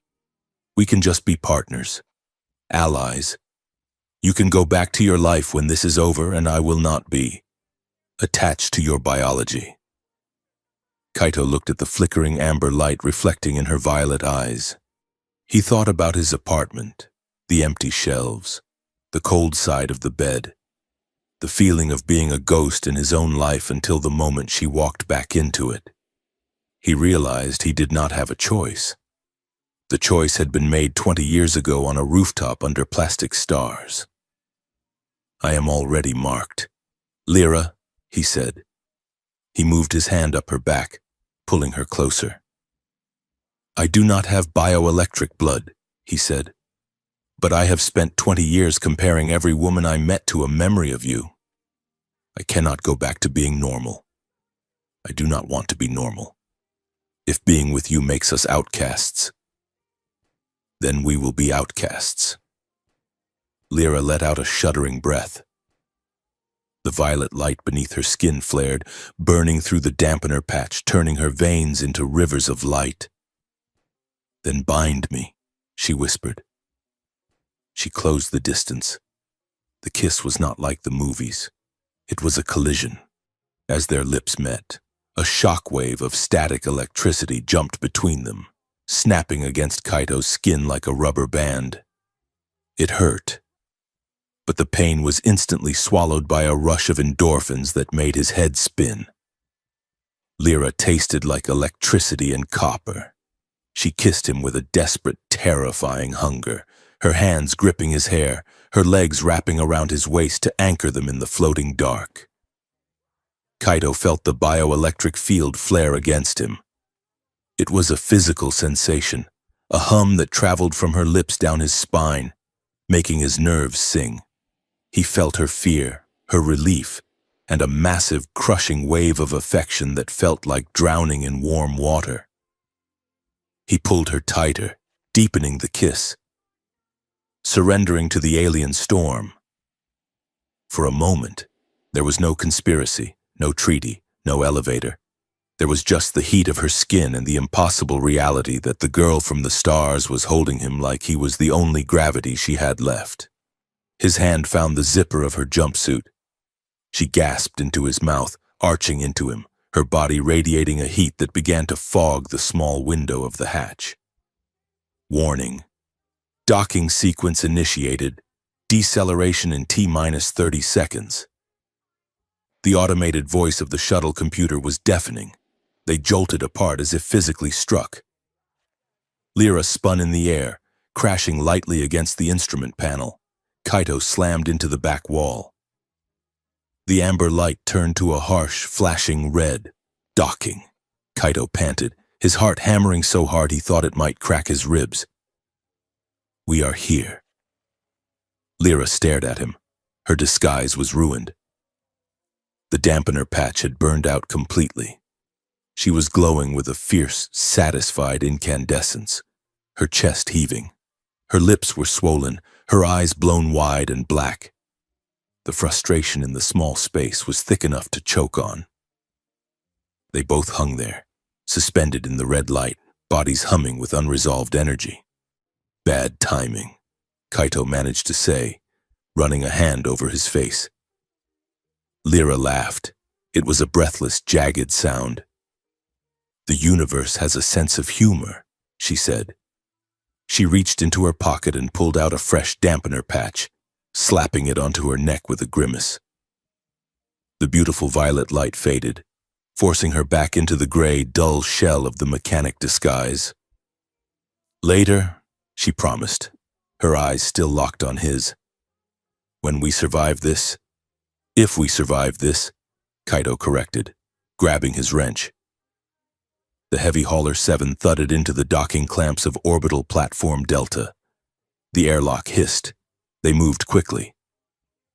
Kaito accessed the maintenance manifest on his data pad. "We are designated as third-tier sanitation," he said, checking the credentials he had forged. "We are here to fix a sewage leak in the primary executive suite." "Glamorous," Lyra muttered, pulling her cap low. They slipped out of the airlock and into the station's underbelly. Platform Delta was a masterpiece of corporate architecture. Sleek white corridors, waterfalls that recycled the air, and windows that looked out over the blue-white marble of Earth below. But Kaito and Lyra stayed in the service corridors, moving behind the walls. Unit 7, the drone, had rejoined them, floating invisibly ahead to jam security cameras. "Target location ahead," Unit 7 whispered in their earpieces. "The Executive Council chamber. Audio sensors are picking up multiple distinct voice patterns." They reached a ventilation grill high on the wall of the council chamber. Lyra used her wrist computer to vibrate the screws loose, and they peered through the slats. The room below was impressive. A massive circular table made of obsidian dominated the space. Seated around it were a dozen figures. Half were human, men and women in sharp suits with the Pterodyne logo pin on their lapels. The other half were Vec, tall, luminous figures in flowing robes, their skin glowing with various hues of blue and violet. Kaito scanned the faces. His stomach dropped. Sitting at the head of the human side was a man with silver hair and a grandfatherly smile. Director Holloway, the man who had given Kaito his 10-year service pin last week, the man who had told him, "You are a good cog in the machine." Tanaka. And sitting opposite him was a Vec woman who looked terrifyingly like Lyra. She was older, her light dimmer but more commanding, her robes woven with strands of real gold. "That is High Advisor Varen," Lyra whispered, her voice cold as ice. "My mother's sister, my guardian after my parents died." They listened. "The timeline is accelerating," Director Holloway was saying, tapping the table. "The protests in New Osaka are not generating enough fear. The public is still split on the treaty. We need unanimity," Advisor Varen replied. Her voice was smooth like velvet over a razor blade. "The sovereignty cannot annex a population that is actively resisting. It violates the Galactic Concord protocols. We need them to beg for our protection." "Exactly," Holloway nodded. "That is why we are moving up the demonstration." He pressed a button, and a hologram materialized in the center of the table. It was a schematic of a massive atmospheric scrubber tower, one of the alien gifts to Earth, the scrubber tower in Sector 4. Holloway explained, "We have planted the charges, but we will detonate the core at 1800 hours tomorrow. The fallout will be contained, mostly, but the panic will be absolute. We will blame the radical isolationists," Varen added. "We will claim human terrorists attacked our generous gift. The sovereignty will be forced to deploy peacekeepers to secure the infrastructure. And once your troops are on the ground," Holloway smiled, "the treaty is just a formality." Lyra gripped the grating of the vent until the metal bent under her fingers. "They are going to blow up the scrubber," she hissed. "That tower is in the middle of a residential block. Thousands will die." "And my boss is pressing the button," Kaito said, feeling sick. He looked down at Holloway. He remembered the Christmas parties. He remembered Holloway asking about his sick mother. It had all been a mask. The mediocrity Kaito had hated, the safe, boring job, was designed to keep people like him blind while men like Holloway sold the planet. "We have the recording," Unit 7 confirmed in Kaito's ear. "We need to get this to the Council," Lyra said, "the High Council on the homeworld. If they see Varen conspiring to kill civilians, she will be stripped of her rank." "We have to go," Kaito said. "We have the proof." They shimmied back down the vent. They reached the service corridor, adrenaline pumping through their veins.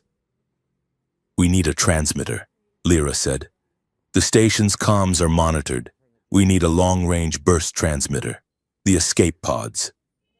Kaito realized. They have emergency beacons. We can hack one to send the data packet. They sprinted toward the escape pod bay. It was located at the end of the service deck. They burst through the doors and skidded to a halt.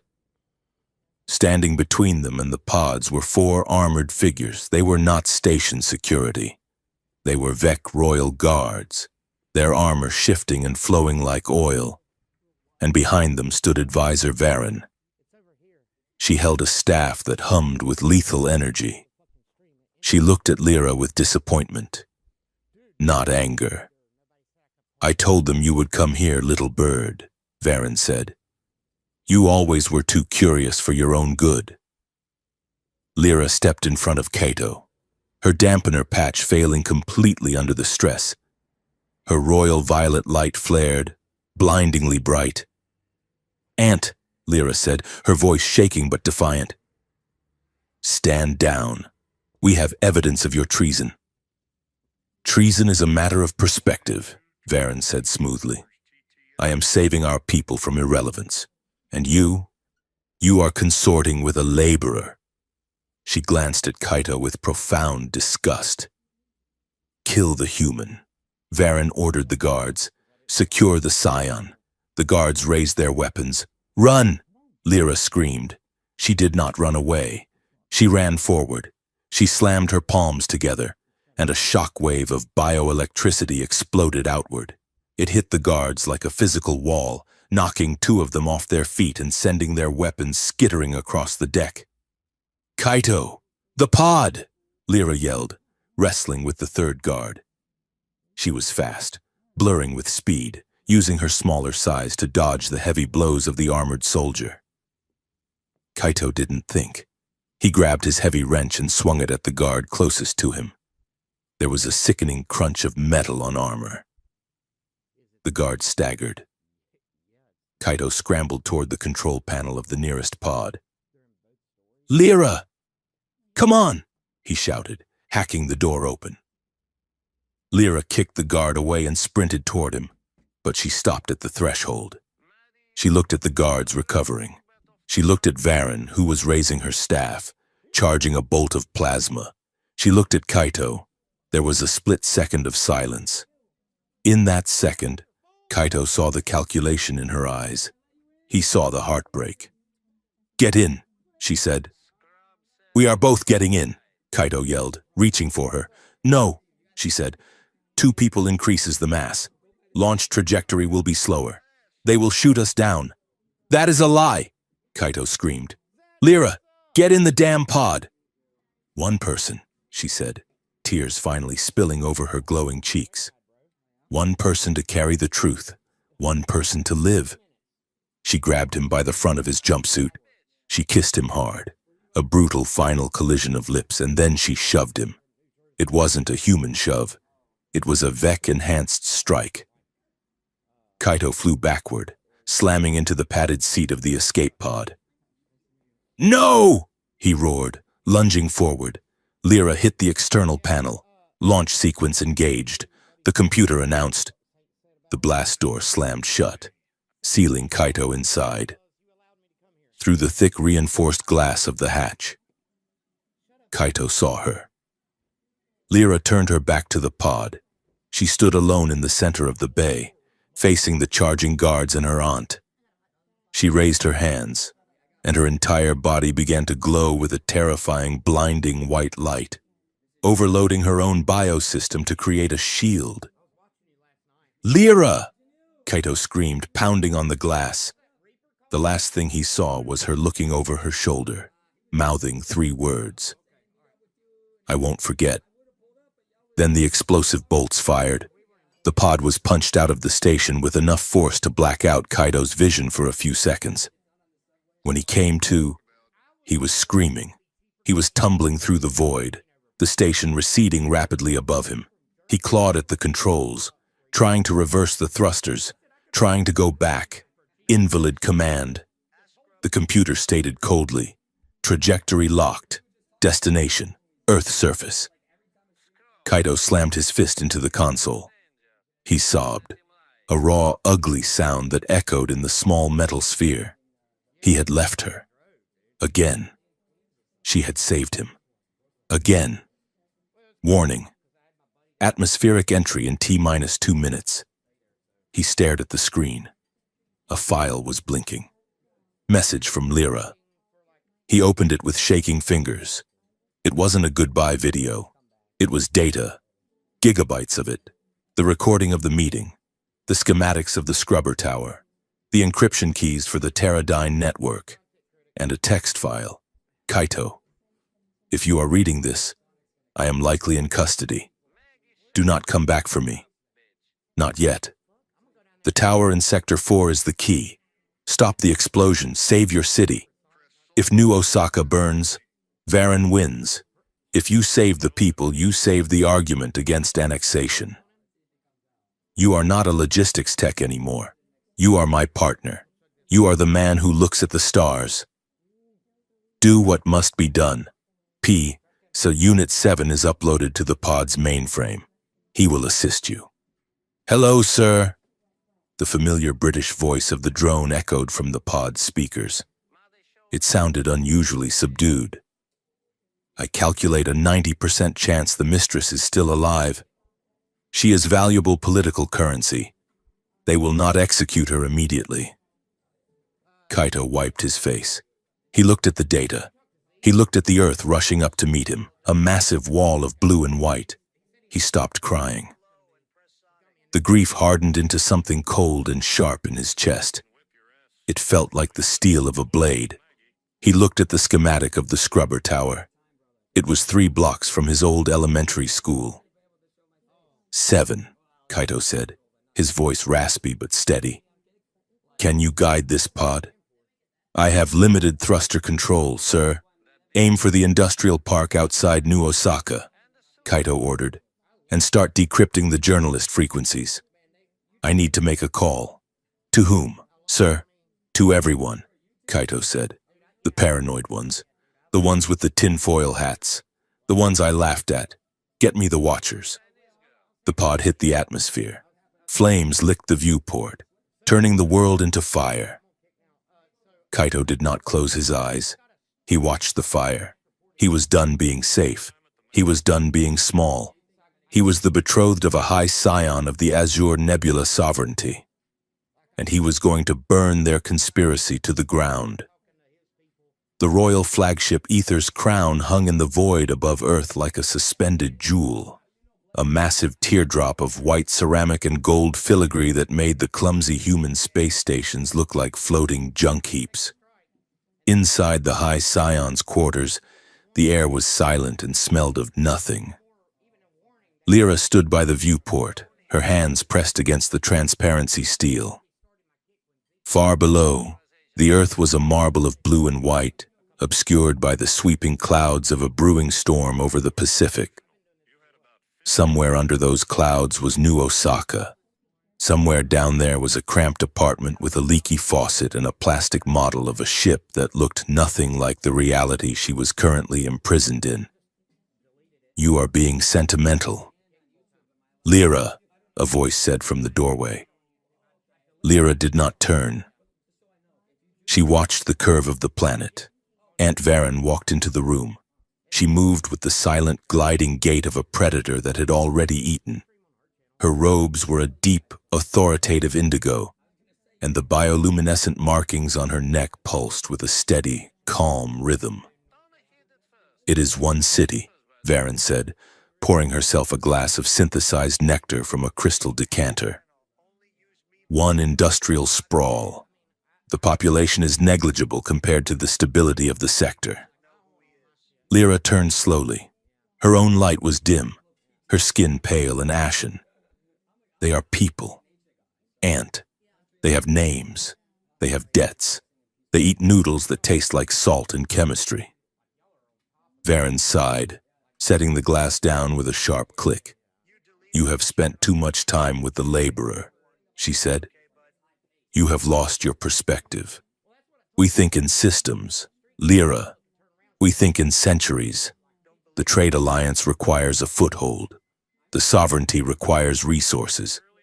If we must sacrifice a few million primitives to secure a treaty that prevents a galactic civil war, that is a bargain any rational leader would make. It is not a bargain, Lyra said, her voice trembling with suppressed rage. It is a slaughter. You are blowing up a scrubber tower to frame innocent people. You are starting a war to sell a peace treaty. I am ensuring our survival, Varen snapped, her composure cracking for a fraction of a second. Her markings flared red. The universe is not a fairy tale where everyone lives happily ever after. It is a cold, dark place where the strong eat the weak. We are the strong, Lyra. Do not forget that. She walked to the door, pausing at the threshold. The signing ceremony is at 1400 hours. You will wear the ceremonial armor of the third house. You will stand beside Director Holloway, and you will smile. If you do not, I will order the orbital bombardment of that entire island chain. The door hissed shut, locking with a heavy metallic thud. Lyra slumped against the wall. She slid down until she hit the floor, pulling her knees to her chest. She had been raised to rule star systems. She had been taught orbital mechanics, xenolinguistics, and the subtle art of political assassination. But sitting there, in a room worth more than the entire GDP of a small nation, she felt small. She closed her eyes and tried to summon the grand logic of her people. It failed her. Instead, all she could see was a plastic projector grinding on a wooden floor. She saw Kaito's grease-stained hands. She heard him say, "I do not like it when people leave." She stood up. She walked to the center of the room, where the meditation circle was etched into the floor. "Computer," she said, her voice hollow, "initiate the rite of ancestry." The lights in the room died. A low hum vibrated through the floor plates. Holographic emitters whirred to life, and suddenly, the room was crowded with ghosts. Tall, shimmering figures appeared in a circle around her. The past scions of the Vec, her father, her grandmother, the founders of her house. They looked down at her with serene, terrifying faces. "Grandmother." Lyra whispered to the figure directly in front of her. "Tell me what to do." The hologram did not speak. It was a recording, a memory echo, but the archives projected her recorded wisdom into the air. "To rule is to sever," the voice of her grandmother intoned. "The heart is a vibration that disrupts the clarity of the mind. Cut the vibration. Preserve the whole." Lyra looked at the next figure, her father. "We survive by adaptation," his voice said. "We trade what we must. We hold the high ground." Lyra walked around the circle. Every voice was the same. Sacrifice the few. Protect the power. Maintain the status quo. It was a chorus of justifications, 1,000 years of cold, hard choices that had built an empire of glass and gold. They survived by being cruel, Lyra realized. She stopped in the center of the ghosts. She looked at her hands. They were trembling. She remembered Kaito holding her in the shower while she was covered in freezing poison. He hadn't calculated the survival odds. He hadn't thought about the political fallout. He had just turned on the hot water. "You are wrong," Lyra said to the holograms. The ghosts stared ahead, unseeing. "You call it strength," she said, her voice rising. "But it is just fear. You were terrified of losing control. So you crushed everything that terrified you." She stepped through the hologram of her grandmother, shattering the light into static for a brief second. "I am not you," she said. "I will not build my life on a grave." She walked to the wall panel and ripped the cover off the localized intercom. "Unit 7, she whispered into the wiring, hoping the drone was still in the network. "If you can hear me, tell him to hurry. 400 kilometers below, in a sub-basement beneath a condemned laundromat in old Osaka." Kaito was looking at a screen filled with alien gibberish. The room smelled of stale coffee and ozone. It was the headquarters of the Watchers, a group Kaito had previously assumed were conspiracy theorists who wore tinfoil hats. It turned out they were mostly exhausted grad students and hackers. "I cannot parse this syntax," said Ren, the leader of the group. She was a woman with purple hair and dark circles under her eyes that looked like bruises. "The interface keeps shifting. It is like the code is alive." "It is biomorphic," Kaito said, rubbing his face. He hadn't slept in 30 hours. "It changes based on the user's emotional state. You have to calm down, or the firewall will get aggressive." Great, Ren muttered. Zen hacking, just what I needed. A small, familiar voice chirped from the laptop speakers. Your cortisol levels are spiking. Human. Unit 7's British accent cut through the static. The encryption algorithm finds your anxiety offensive. Try thinking of puppies, or perhaps the inevitable heat death of the universe. That usually calms me down. Shut up, 7, Kaito said, but he smiled. Is the data packet ready? Compiled and compressed? The drone replied. I have scrubbed the metadata, the footage from the escape pod, the audio from the council room, and the schematics of the scrubber tower.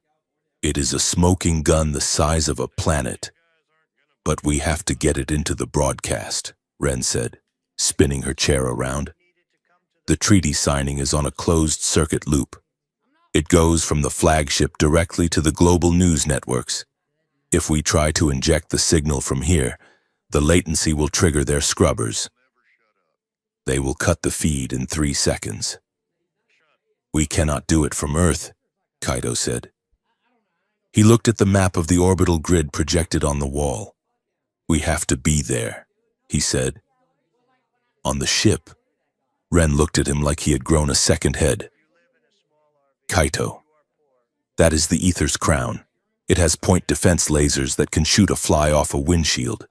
You are a cargo loader. I am a cargo loader with a level 5 clearance badge that nobody bothered to deactivate because they think I am dead, Kaito corrected. And I know the automated supply routes better than anyone. He pointed to a blinking dot on the screen. The Heavy Hauler 9 is scheduled for a catering delivery in 2 hours. Champagne and caviar for the celebration. It docks at the service bay, not the security port. Ren stared at him. You want to sneak onto a royal flagship in a crate of champagne? It is the only way to get close enough to override the local transmitter, Kaito said. Ren was silent for a moment. Then she grinned. It was a sharp, dangerous grin. Okay, space cowboy. Let us get you a ship.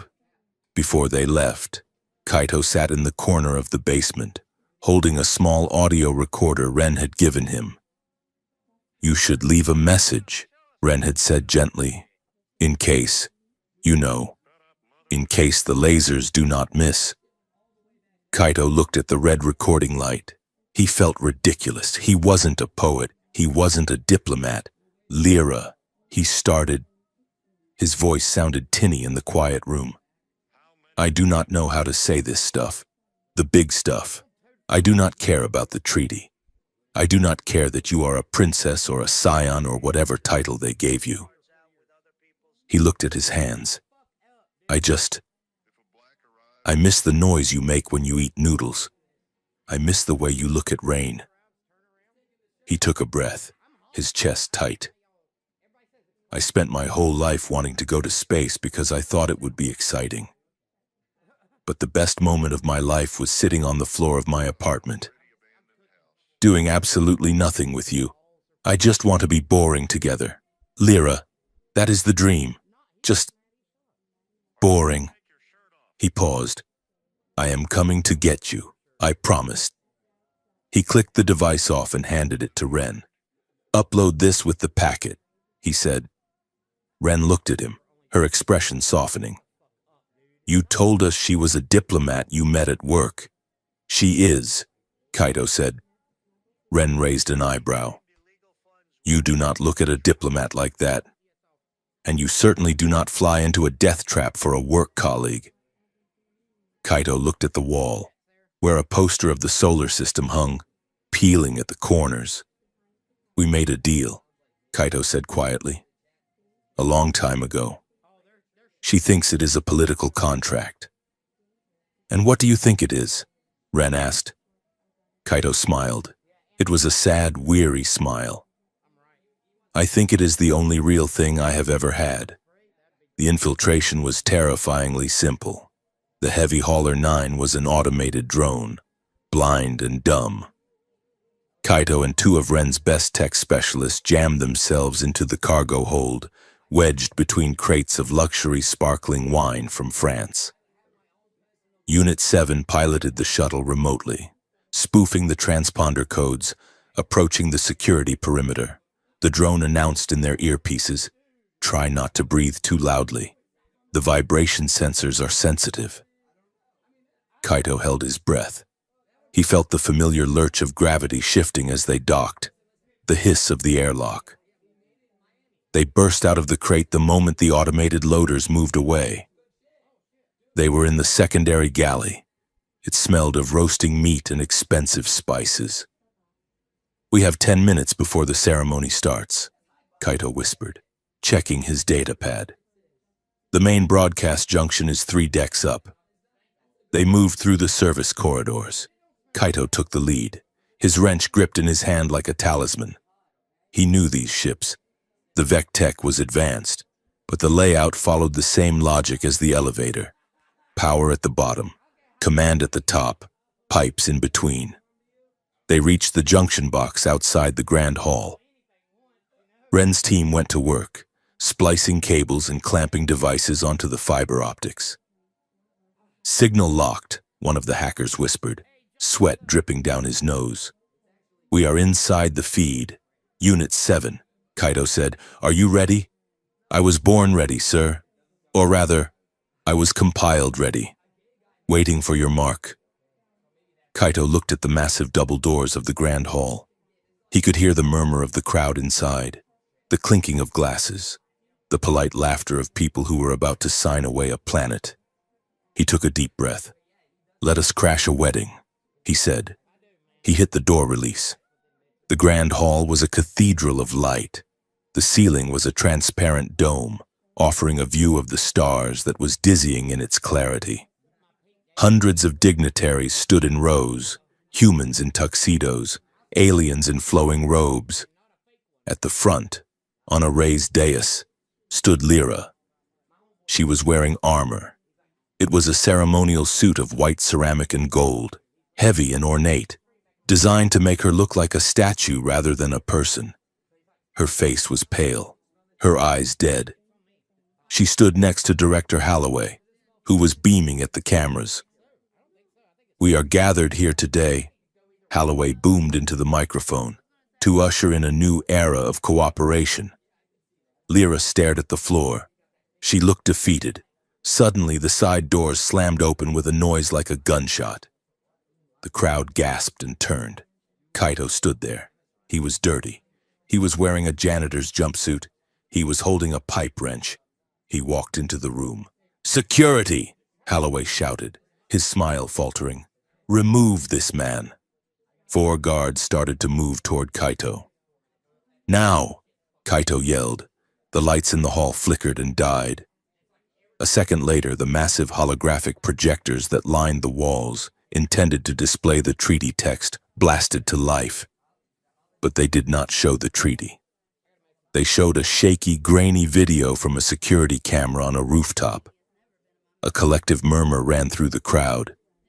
On the massive screens, a little boy with spiky hair was sitting next to a glowing girl in a white dress. "When we grow up," the boy's voice echoed through the hall, amplified to a deafening volume. "Let us get married and live together. You won't leave me, right?" Lyra's head snapped up. Her eyes went wide. On the screen, the little alien girl leaned forward. "On my world, promises spoken under the stars bind the soul. I accept, Kaito." The crowd was stunned into silence. This was not a political manifesto. This was not a terrorist threat. It was a memory. Then, the audio shifted. It was Kaito's voice from the bunker. "Recorded hours ago. I just want to be boring together. Lyra, that is the dream." Lyra looked across the room. She found Kaito in the darkness. He was standing surrounded by confused security guards who didn't know whether to shoot him or arrest him. He looked at her and shrugged, a small, helpless gesture. "I brought the evidence," he shouted over the confusion. Holloway was screaming at the technicians. "Cut the feed! Cut it now!" But the feed did not cut. Instead, it switched to the schematic of the scrubber tower. Red warning lights pulsed on the screen. "Target Sector 4 residential zone." A computerized voice read out. "Detonation sequence. Armed." The room erupted. Human delegates began shouting. Alien envoys looked at each other in horror. Advisor Varen stepped forward, her face twisted in fury. "This is a fabrication!" she shrieked, her voice amplified by her own suit. "A manipulation by radicals." Lyra stepped away from Holloway. She walked to the center of the dais. She looked at Kaito, and the life rushed back into her eyes. The haunted look vanished, replaced by a fierce, blinding intensity. She ripped the heavy ceremonial helmet off her head and threw it to the ground. It shattered. "It is not a fabrication." Lyra's voice rang out, clear and commanding. She did not need a microphone. Her bioacoustics filled the hall. She pointed at the screen, at the image of the two children. "You call that instability?" she asked the crowd. "You call that a weakness?" She turned to Varen. "You stand there and talk about honor. Ant, you talk about the greater good. But you are willing to burn a city to keep your power. You demand loyalty from these people, but you break your faith with them before the ink is dry." She looked at the cameras, which were still rolling, broadcasting to billions. "A leader who lies to the weak is not strong," she declared. "She is just a bully. She is." She walked to the edge of the stage, looking down at Kaito. "I made a vow," she said, her voice softening but carrying to every corner of the room. "I promised a boy that I would not leave. And for 20 years, I let you tell me that promise was childish. I let you tell me that politics mattered more than people." She reached out a hand toward him. "I was wrong.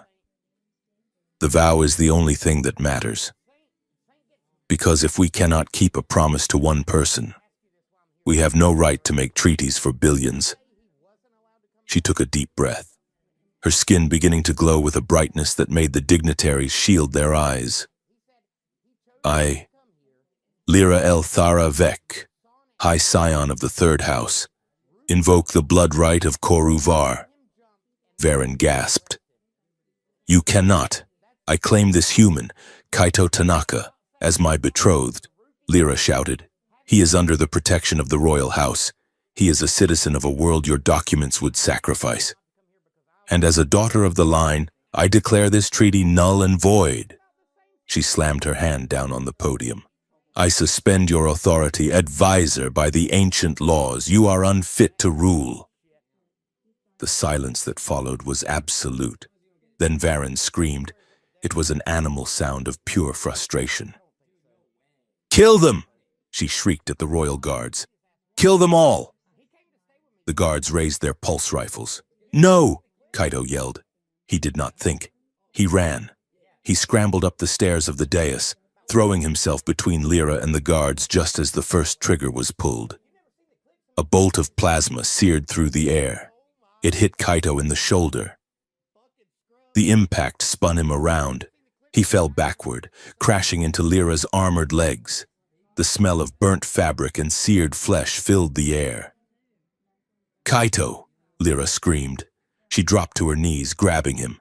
His eyes were open, shock written across his face. "I am okay," he wheezed, clutching his smoking shoulder.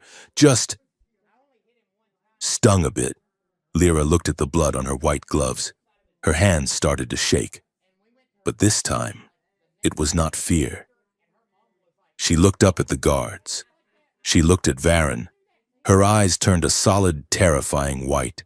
The bioluminescence on her skin flared so hot it began to singe the silk of her undertunic. "You hurt him," she whispered. She stood up. The air in the room ionized instantly. Static electricity caused hair to stand on end. The champagne glasses on the table shattered in unison. "Everyone down!" Kaito yelled. pressing himself flat against the floor. Lyra threw her head back and screamed. It was not a vocal scream. It was a release of pure bioelectric energy. A shockwave of blinding violet light exploded from her body, sweeping across the hall like a tsunami. It passed through the people harmlessly, merely knocking the wind out of them. But the weapons, the pulse rifles, the security drones, the cameras, the lights, they detonated. Sparks showered down like rain. The guards' armor locked up, freezing them in place. Varen's staff exploded in her hands, throwing her backward into the wall. The room was plunged into darkness, illuminated only by the burning sparks and the terrifying, godlike glow of the alien girl standing in the center of the devastation. Lyra stood panting, her chest heaving. The light faded slowly from her skin, returning to a soft pearl shimmer. She looked around the ruined hall. Smoke curled from the destroyed weapons. The dignitaries were cowering under tables. The silence was broken by the sound of sirens, real police sirens, approaching the scrubber tower on the screens, which were miraculously shielded and still playing the feed of the foiled plot. Lyra dropped to her knees beside Kaito. She placed her glowing hands on his wound. "You idiot," she sobbed, tears streaming down her face. "You human idiot. You jumped in front of a plasma bolt." Kaito grimaced, but he reached up with his good hand to wipe a tear from her cheek. You broke the lights again," he whispered. Lyra laughed. It was a wet, choked sound. "I broke everything. Kaito, the treaty, my family, the ship." "Good," Kaito said, closing his eyes as the adrenaline crash took him. It was a terrible party anyway. As consciousness faded, he heard the sound of 1,000 voices rising in the hall, not in anger, but in awe. The narrative of the necessary sacrifice had been incinerated in a flash of violet light. The world knew the truth, and the alien girl had kept her promise. The silence that followed the explosion of the grand hall was louder than the blast itself. It was the silence of a narrative breaking, the story that Director Holloway and advisor Varen had carefully constructed, a story of necessary sacrifices, of benevolent protectors and dangerous radicals, had been shattered by a single grainy video of 2 children making a promise under plastic stars. The aftermath was not a battle. It was a collapse. Advisor Varen did not go down fighting, stripped of her weapon and her dignity. She was escorted off the flagship not by her own guards, but by a detachment of sovereignty peacekeepers loyal to the High Council. She walked with her head high, her face a mask of icy disdain. But her political life was over. The Council, terrified of the public relations nightmare Lyra had unleashed, acted swiftly. Varen was stripped of her titles and exiled to a monastery on a moon in the Outer Rim, far from the levers of power she loved more than her own kin.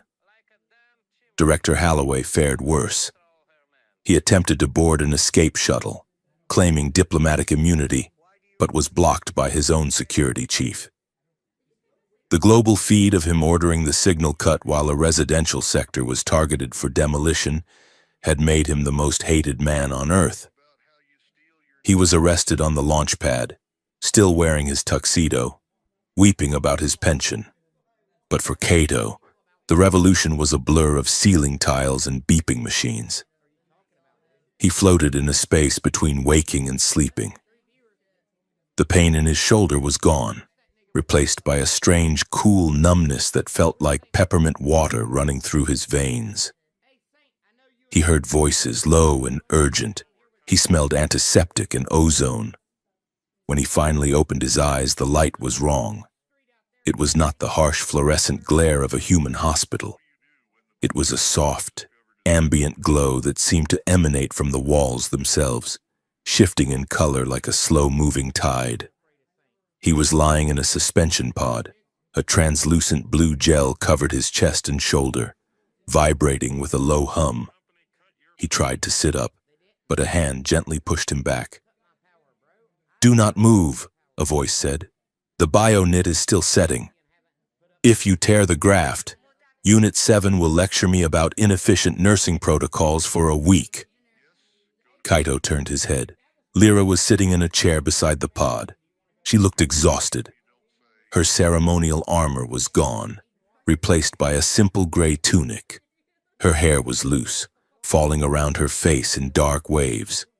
Her skin was pale, the bioluminescence dimmed to a faint, comforting nightlight glow.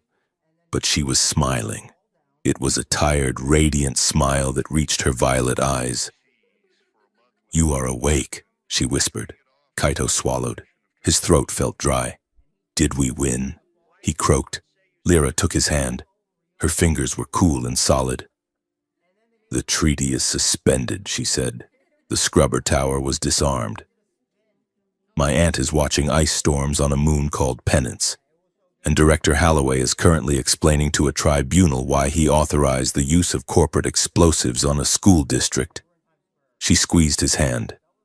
"Yes, Kaito, we won." Kaito let out a breath he felt like he had been holding for 20 years. He looked down at the blue gel on his shoulder. "What is this stuff?" "Regenerative fluid," Lyra explained. "It is rebuilding the tissue at a cellular level. You will not even have a scar." She traced the edge of the pod with her finger, her expression turning serious. "You took a plasma bolt for me, Kaito. That was statistically unwise." "I am an impulsive human," Kaito murmured, echoing her words from the shuttle. Lyra did not laugh. She leaned forward, resting her forehead against the side of the pod. "I almost lost you," she said, her voice shaking, twice. "First in the pod, then on the dais. I have spent my life being told that loss is just part of the equation, that we subtract people to balance the books." She looked up at him, her eyes fierce and wet. "I will not risk a third time. Kaito, I am done with equations." Kaito looked at her. He saw the weight of the galaxy on her shoulders, a burden she had carried since she was a child. He thought about the promise he had made on the roof, a blurted-out wish from a lonely boy who just wanted a friend to stay. He had spent years thinking that promise was a joke, a childish embarrassment. But lying here, alive because of her stubborn loyalty to those words, he realized something profound. Words were not just air. They were anchors. When you dropped them into the world, they hooked onto things. Sometimes, they hooked onto a destiny you couldn't see yet. "I used to think I was stupid for saying it," Kaito said quietly.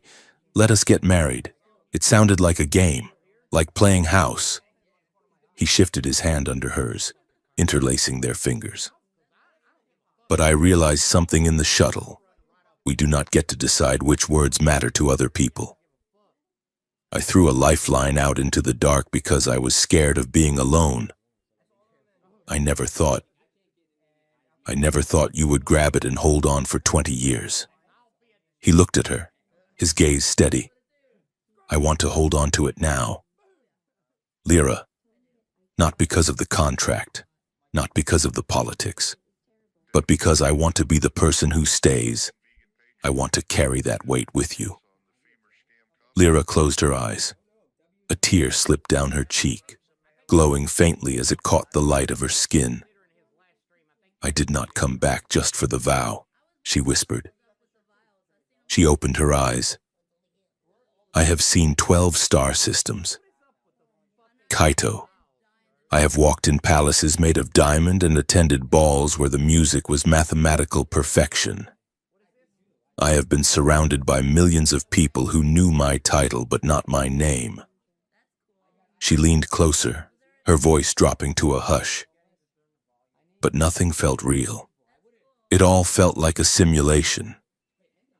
The only thing that ever felt real to me was a scared little boy on a roof offering me a bag of gummy candy and a forever he barely understood. She brushed a strand of hair from his forehead.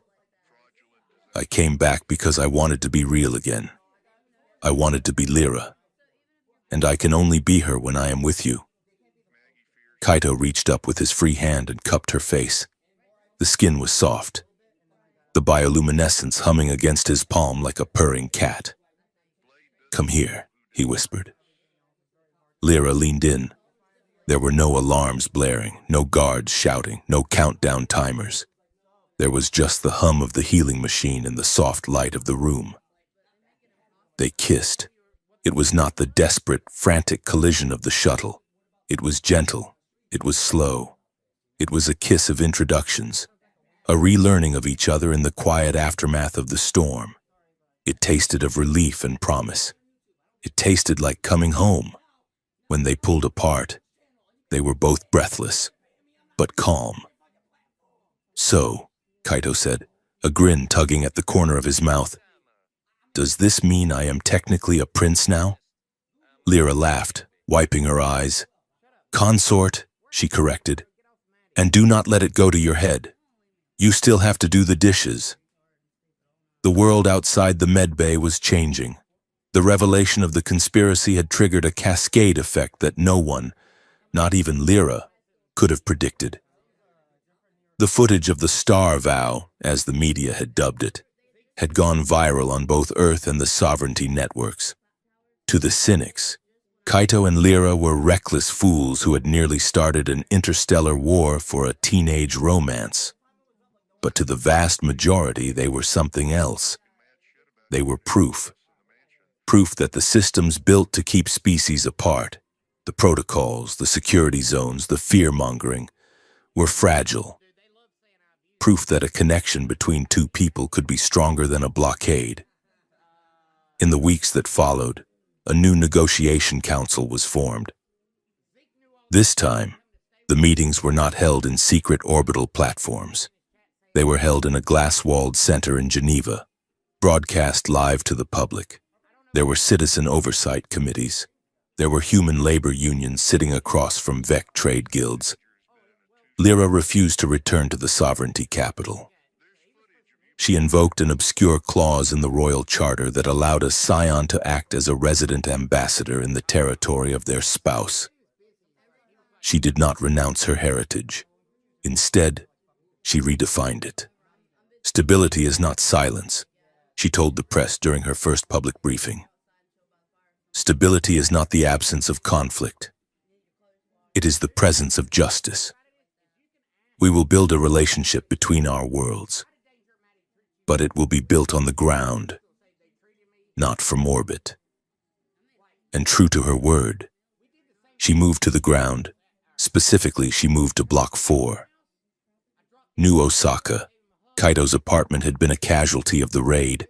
The windows were blown out, the furniture ruined by the cryo mist.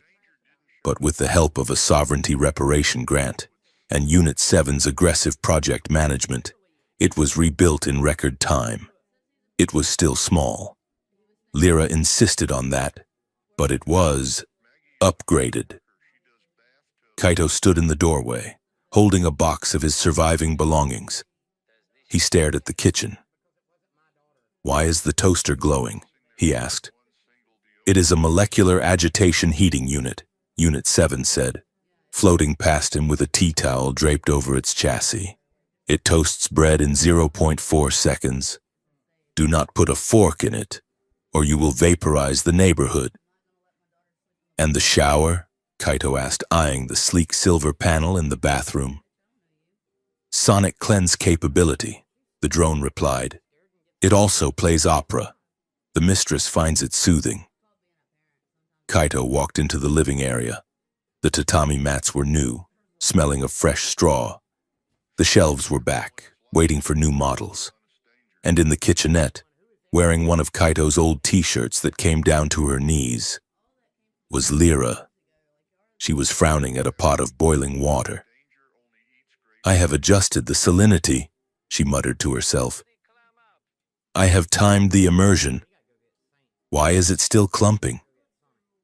Kaito set the box down and walked over. He peered into the pot. A solid gelatinous brick of instant noodles bobbed in the water. You put the seasoning packet in before the water boiled, didn't you? Kaito asked, fighting a smile. The instructions were ambiguous. Lyra defended, waving a pair of chopsticks. It said add flavor base. It did not specify a thermal threshold. Kaito laughed. He wrapped his arms around her waist from behind, resting his chin on her shoulder. You can navigate a starship through an asteroid field, but you cannot make ramen. I am a macro thinker. Lyra sniffed, leaning back into him. Microgastronomy is beneath me. Kaito kissed her neck, right over a swirling pulse of violet light. It is okay, he murmured. I will cook. You can handle the interstellar relations. Lyra turned in his arms. She looked happy. Not the polite, guarded happiness of a diplomat, but the messy, relaxed happiness of a woman standing in a tiny kitchen with the person she loved. This is better, she whispered. The boring part. I like it. I told you, Kaito said. Boring is the dream. That night, the city of New Osaka was bright with neon, but the apartment was dark. Kaito and Lyra lay on the new futon, which Unit 7 had begrudgingly admitted had an acceptable thread count. The room was illuminated by a soft, rotating field of stars. It was a gift from Lyra, a holographic projector, far more advanced than the cheap plastic toy Kaito had owned as a child. It didn't just project dots of light, it projected depth. Nebulas swirled in the corners of the room. Comets drifted lazily across the ceiling. They lay side by side, skin touching skin. Lyra was glowing softly, her bioluminescence syncing with the rhythm of Kaito's breathing. She traced a line down Kaito's chest with her finger. Do you see that one? She asked, pointing to a cluster of blue stars above the wardrobe. The Big Dipper? Kaito guessed. No, she smiled. That is the Vec constellation Ethelgard, the Guardian's shield. It is the sector where I was born. She moved her hand, pointing to a red star near the window. And that is Sul, she said, your son, seen from my bedroom window on the homeworld. It looks so small, Kaito whispered. It is, she said, but it is bright. It was the only star I looked at. She rolled onto her side, facing him. The playful mood of the kitchen was gone, replaced by a heavy, tender gravity. Her eyes searched his face in the starlight. Kaito, she whispered. Yeah? The bond, she said. The biochemical imprint. Kaito went still. He looked at her. I remember. We are safe now, Lyra said softly. You do not have to do this. You can still back out. We can be companions. You do not have to be marked by me. Kaito reached out and touched her face. He ran his thumb over her lower lip, feeling the hum of energy beneath the skin. Lyra, he said, I have been yours since I was 8 years old. I do not want to be unmarked. I want to know exactly who I belong to. Lyra let out a shuddering breath. Her light flared, turning the room a deep, passionate violet. Are you sure? She asked, her voice barely audible. It changes you. You will feel what I feel. You will never be entirely alone in your own head again. Good, Kaito said. I am tired of being alone in my head. He pulled her closer. Show me, he whispered. Lyra kissed him. This time, she did not hold back. She lowered her neural shields completely. The sensation hit Kaito like a wave of warm light. It wasn't painful. It was an expansion. Suddenly, he wasn't just feeling his own desire, he was feeling hers. He felt the intense, terrifying depth of her love for him.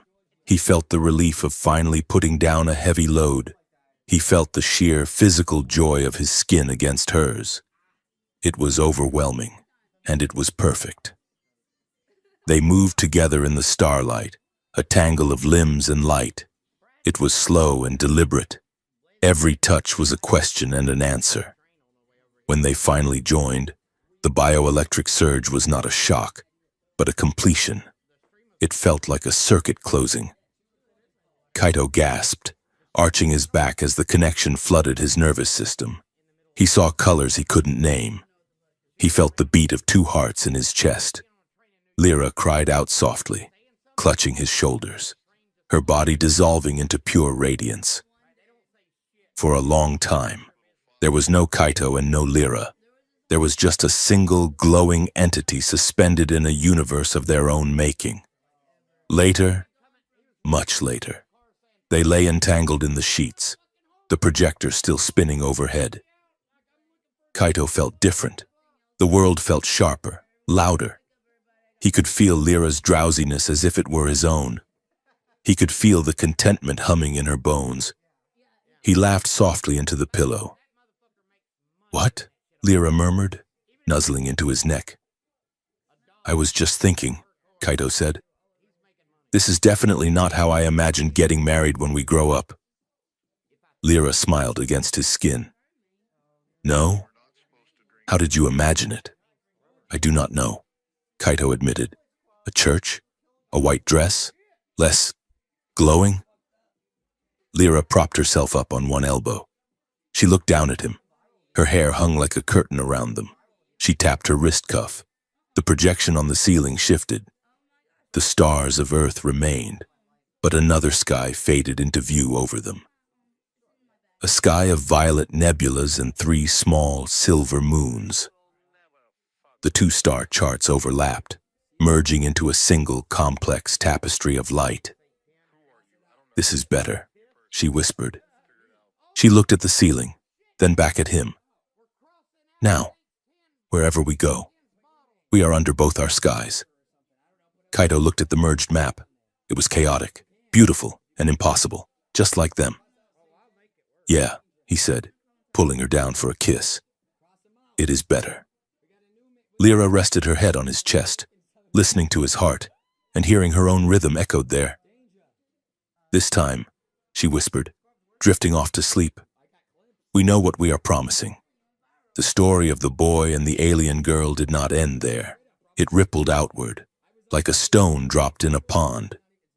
In the years that followed, the star vow became a phrase in common parlance. It came to mean a promise that you kept not because it was easy, but because it was true. You could see the ripples in the schoolyards of New Osaka, where human children played tag with Vec children, their laughter mixing in the afternoon air. You could see it in the universities, where students studied xenolinguistics not as a tool for war, but as a bridge for poetry. You could see it in the protests that erupted whenever a government tried to hide behind a veil of secrecy. Citizens demanding the truth, citing the precedent of the scion who refused to lie. The elevator kept moving, carrying cargo and people, but the crates were no longer sealed with silence. The dialogue between the ground and the sky was open, noisy, and often messy, but it was honest. And in the center of it all, there was a rooftop. 30 years later, the city had grown taller. The neon was brighter, but the old building in Block 4 was still there, stubborn and weathered. 2 figures sat on the edge of the parapet, their legs dangling over the drop. Kaito was older now. There was gray in his spiky hair, and laugh lines etched around his eyes. He wore a comfortable sweater and held a bag of premium lemon gummy candies, a brand that now featured a cartoon alien on the package. Beside him sat Lyra. Her species aged differently, slower than humans. But she had changed too. Her bearing was less rigid, her movements more fluid. The bioluminescence on her skin was a deep, rich indigo, the color of a mature star. They sat shoulder to shoulder, fingers intertwined. Above them, the sky was a canvas of twilight. The human moon hung low and yellow on the horizon. But directly above, projected by a massive orbital lens that Lyra had commissioned, hung the ghostly, beautiful image of the Vec homeworld's 3 silver moons. They shared the sky now, Kaito popped a gummy into his mouth and offered the bag to Lyra. You know, he said, chewing thoughtfully. I still think the lemon ones are the best. Lyra took one, examining it with the same seriousness she had displayed 50 years ago. Your palate remains unsophisticated, my love, she teased. But I admit, they have a certain nostalgic efficiency. She ate the candy and leaned her head on his shoulder. Are you happy, Kaito? She asked. Kaito looked out at the city. He saw the lights of the shuttle port where their daughter worked as a navigation officer. He saw the park where they walked their dog, a six-legged creature from the Vec colonies that barked in harmonics. He felt the bond in his mind, the warm, constant hum of Lyra's presence that had never left him, not for a single second. He looked at the two moons hanging together in the impossible sky. I am, he said. He squeezed her hand. I am glad I stayed on the roof. Lyra smiled, her eyes glowing with the light of two worlds. I told you, she whispered. I would not forget. And under the light of the shared stars, surrounded by the noisy, beautiful, complicated world they had helped to build, they sat together, just two people keeping a promise, while the universe turned around them.